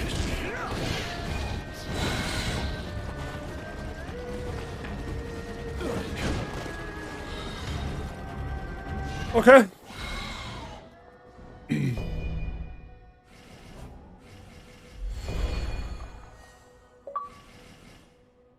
Mit 15 ging ich zur Armee. Okay, Stufe 15 erreicht. Nice. Schauen wir mal, was haben wir? Oh, wir haben alles Silber oder alles Kupfer, was man so braucht aktuell. Kaufen wir uns wieder Pfeile. Noch ein Armbrustbolzerl, das passt auch. Okay, nice. Freunde der Sonne. Jetzt ist es aber soweit, dass es soweit ist. An der Stelle machen wir für heute einmal einen Schnitt, okay? Da setzen wir heute einmal einen kleinen Cut. Da schauen wir uns dann, ich darf fast vorschlagen, morgen Abend weiter um. Ja? Ich werde sehr wahrscheinlich morgen Abend wieder live gehen, da können wir dann mit wo lang weiterspielen. Am Mittwoch voraussichtlich, wenn sie alles so, ja, wenn das alles so hinhaut mit der Baustelle hin und her, dann werde ich Mittwoch auch wieder live gehen können, da werden wir dann mit der Nuzlocke weiterspielen. Aber wo lang da ich tatsächlich morgen gleich wieder noch dran hängen. Also wo lang, was sage ich jetzt so nach ungefähr 3 Stunden spielen? Das Kampfsystem taugt mir brutal gut. Es ist sehr, sehr flüssig, sehr, sehr aggressiv. Das ist genau mein Wieder. Ich mag nicht so das träge Kämpfer in Souls-like-Spiele, aber bei Wulong gefällt mir das schon sehr, sehr gut. Ich finde es von der Grafik und von der Optik her bisher ganz gut. Es ist halt stimmig für die chinesische Vorzeit, sage ich jetzt einmal. Es spielt ja 200 Jahre vor Christus. Und generell so mit Fantasy, da kann man mich ja eh sprengen. Ne? Also das ist ja etwas, das, was ich sowieso gern mag. Die Mechanik mit der Moral finde ich eine angenehme Neuerung. Das ist mir was Nice, das hat es so an und für sich noch nicht gegeben. Dass du quasi durch Gegnermetzeln deine Moral erhöhst, was du dann bei den Bosse wieder ein bisschen leichter macht. Leichter natürlich relativ. Aber grundsätzlich finde ich die Idee dahinter schon gut. Also es ist jetzt nicht etwas, wo ich sage, hätte man vielleicht anders regeln können, aber sonst, wie gesagt, das, was ich negativ finde, das sind einfach die unfassbar großen, fetten Tutorial-Texte während der Bosskämpfe. Ich weiß nicht, ob sich das vielleicht mit der Zeit legt. Ja, wir haben ja doch Early Game, wir haben ja doch einiges noch nicht gesehen. Und irgendwann hast du dann erst einmal alles irgendwie beigebracht gekriegt, hoffe ich mal. Dann kann es sein, dass sich das Problem dann quasi mehr oder weniger erübrigt. Aber das ist so aktuell der einzige negative Punkt, den was ich sagen kann über das Spiel. Für mich selber als eingefleischter Soul-Spieler, ich finde es deutlich leichter als andere Spiele. Zum einen, weil du Verbündete dabei hast, in Form von NPCs. Vorher war es einer, jetzt sind wir schon mittlerweile zu zweit, beziehungsweise mit mir halt dann zu dritt. Macht es für Einsteiger, gerade für Leute, die überlegen, schon angenehmer, muss ich schon sagen. Das Spiel verzeiht auch viel mehr Fehler. Ja, also wenn du mal nicht richtig dodgst, gerade bei so normalen Gegner bist du jetzt nicht gleich automatisch hin. Also du kannst tatsächlich, du tankst tatsächlich ein paar Schläge mehr als wie in andere Souls-Spiele. Also das ist jetzt selbst aus meiner Erfahrung noch. Wenn du jetzt zum Beispiel ein anderes Souls-Spiel nimmst, wie keine Ahnung, Demon's Souls oder Bloodborne, da wenn die halt der Gegner 2-3 Mal erwischt, dann ist er Feierabend, dann ist dein Leben weg. Da habe ich so das Gefühl, da wird da ein wenig mehr verziehen. Ja? Wenn du gerade bei Bosse jetzt vielleicht nicht unbedingt, oder bei Gegnern, die halt deutlich eher eine Moral haben wie du, aber dazu ist das System ja gedacht. Aber so an und für sich da ich schon fast sagen, dass das Spiel deutlich einsteigerfreundlich ist in das Genre. Definitiv.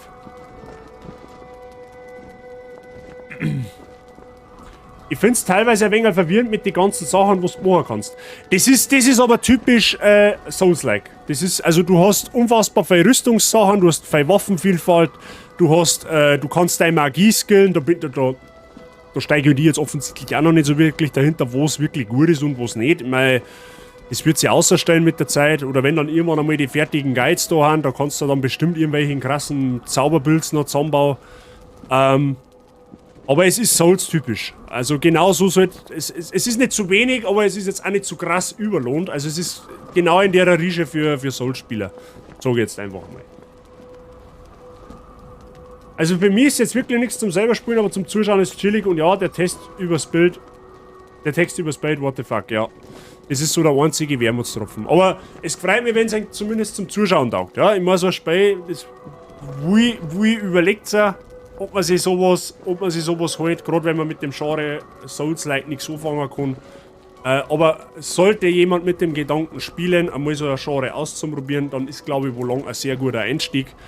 Ist im Game Pass, ja, also das ist völlig, also wenn ihr einen Game Pass habt, dann könnt ihr es einen gratis Oberlohner. Da verliert es dann quasi kein Geld nicht. Ja. Also wenn sie spielt und steht dann noch eine Stunde fest, hey scheiße, das ist nichts für mich, ja dann deinstallierst du es wieder und hast kein Geld nicht verloren in dem Sinne. Ja. Also das ist das, was ich eigentlich so weit nach 3 Stunden etwas angehe. Ja. Also mir gefällt's.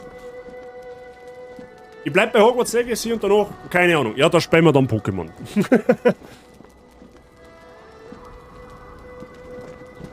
Oh, wir haben einen neuen Recommend, der Bazi liefert ein paar Geschubste ab. Ja, das passt aber noch nicht so ganz. Das musst du noch trennen. Also, Entschuldigung, falls wir einen Raid-Text brauchen. Ja, das passt. Dann müssen wir aber vorher, für Subs müssen wir noch, für Non-Subs müssen wir noch ein Raid dazu, dass das gleich ausschaut. Achso, heute aus, weil das zusammengeschrieben ist. Passt schon, nevermind, ich hab nichts gesagt. Ist in Ordnung. Ich find's ein wenig verwirrend, es hat Parallelen zu Nioh 2 und Nioh 2 ist irgendwie nicht so meins. Es ist vom gleichen Entwickler wie Nioh. Ja? Nioh hat also quasi Koei Tecmo bzw. Team Ninja haben ja Nioh entwickelt. Du kennst Ähnlichkeiten zu Nioh, definitiv. Nioh 1 hat mir tatsächlich schon gefallen. 2 habe ich dann irgendwann am Form verloren. Ich weiß nicht. Vielleicht spiele ich es irgendwann wieder. Aber die Spiel, was halt auch ein großer Pluspunkt ist für viele Souls-Einsteiger, du hast keine direkte Ausdauerleiste nicht. Also du hast halt schon mal das Haushaltemanagement nicht mit deiner Ausdauer, das macht es auch deutlich leichter. Also wie gesagt, so grundsätzlich da ich sagen, aktuell ist das Spiel eine solide 9 von 10. Es schwächelt noch an der einen oder anderen Stelle, eben wie bei dem Text, der wo mitten im Battle ist beim Bosskampf, das irritiert halt schon gescheit. Vor allem, ich glaube halt, vor allem für einen, der wo einsteigt in das Genre, ist das schon sehr, sehr schwer dann irgendwie da die Transparenz zu zeigen zwischen Boss und Text. Für mich ist jetzt, ja, nicht so stark hinderlich, aber es stört schon beim Bosskampf. Ja, mal schauen, wie lange sich das noch zirkt.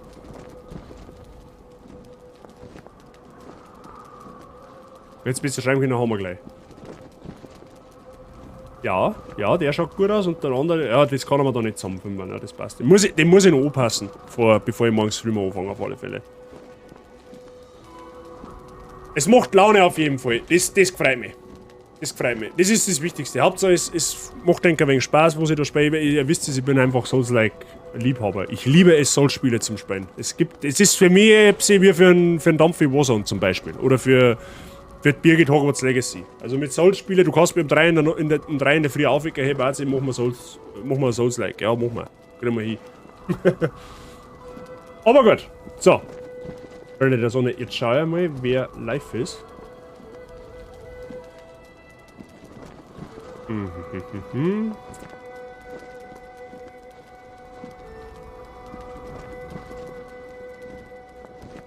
Spotty unter der Fight waren die einzigen aus meiner Liste, die jetzt live hätte. Haben wir beide vor kurzem geradet. Weil der Fight schon wieder ein wenig länger her ist. Bei mir ist nur der Bazi online. Ja, gleich nimmer. Spotty, ja, ich mache da. Gehen wir zum Spotty. Der spielt Sons of the Forest. Und weil sonst den am da ist jetzt gerade aktuell. Dann passt das schon. Okay. Gut, Freunde. Ich sag vielen lieben Dank fürs Zuschauen. Schön, dass ihr da wart. Hat mich gefreut. Ja, dass ich auch wieder Zeit gefunden habe zum Streamen. Spiel ist sauberhaft. Werd man morgen weiterspielen, sofern ich live gehe, aber das soll ja normal hier und morgen auf 5 wieder normal, ja, außer es gibt noch irgendwas Außertourliches dazwischen, dann nicht.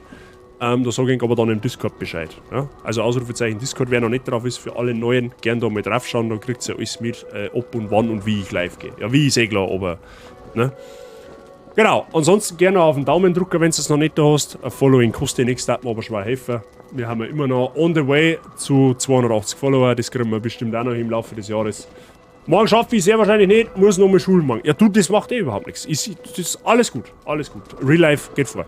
Danke für den Stream, ich hab zum Danken, Mr. Werb. Sehr, sehr gerne. Schön, dass du warst. Gut, viel Spaß beim Spotty und bei Sons of the Forest. Lasst aber ein bisschen Liebe da, ja, der freut sich. Und dann sage ich schon mal, ja, merci und sagen, macht einen ganz schönen Sonntag und dann einen angenehmen Wochenstart. und wir hören uns dann sehr wahrscheinlich morgen Abend wieder mit Wo lang, okay? In diesem Sinne, haut's euch rein, viel Spaß bei The Forest und pfiat euch. Und merci für den Support, abgesehen davon.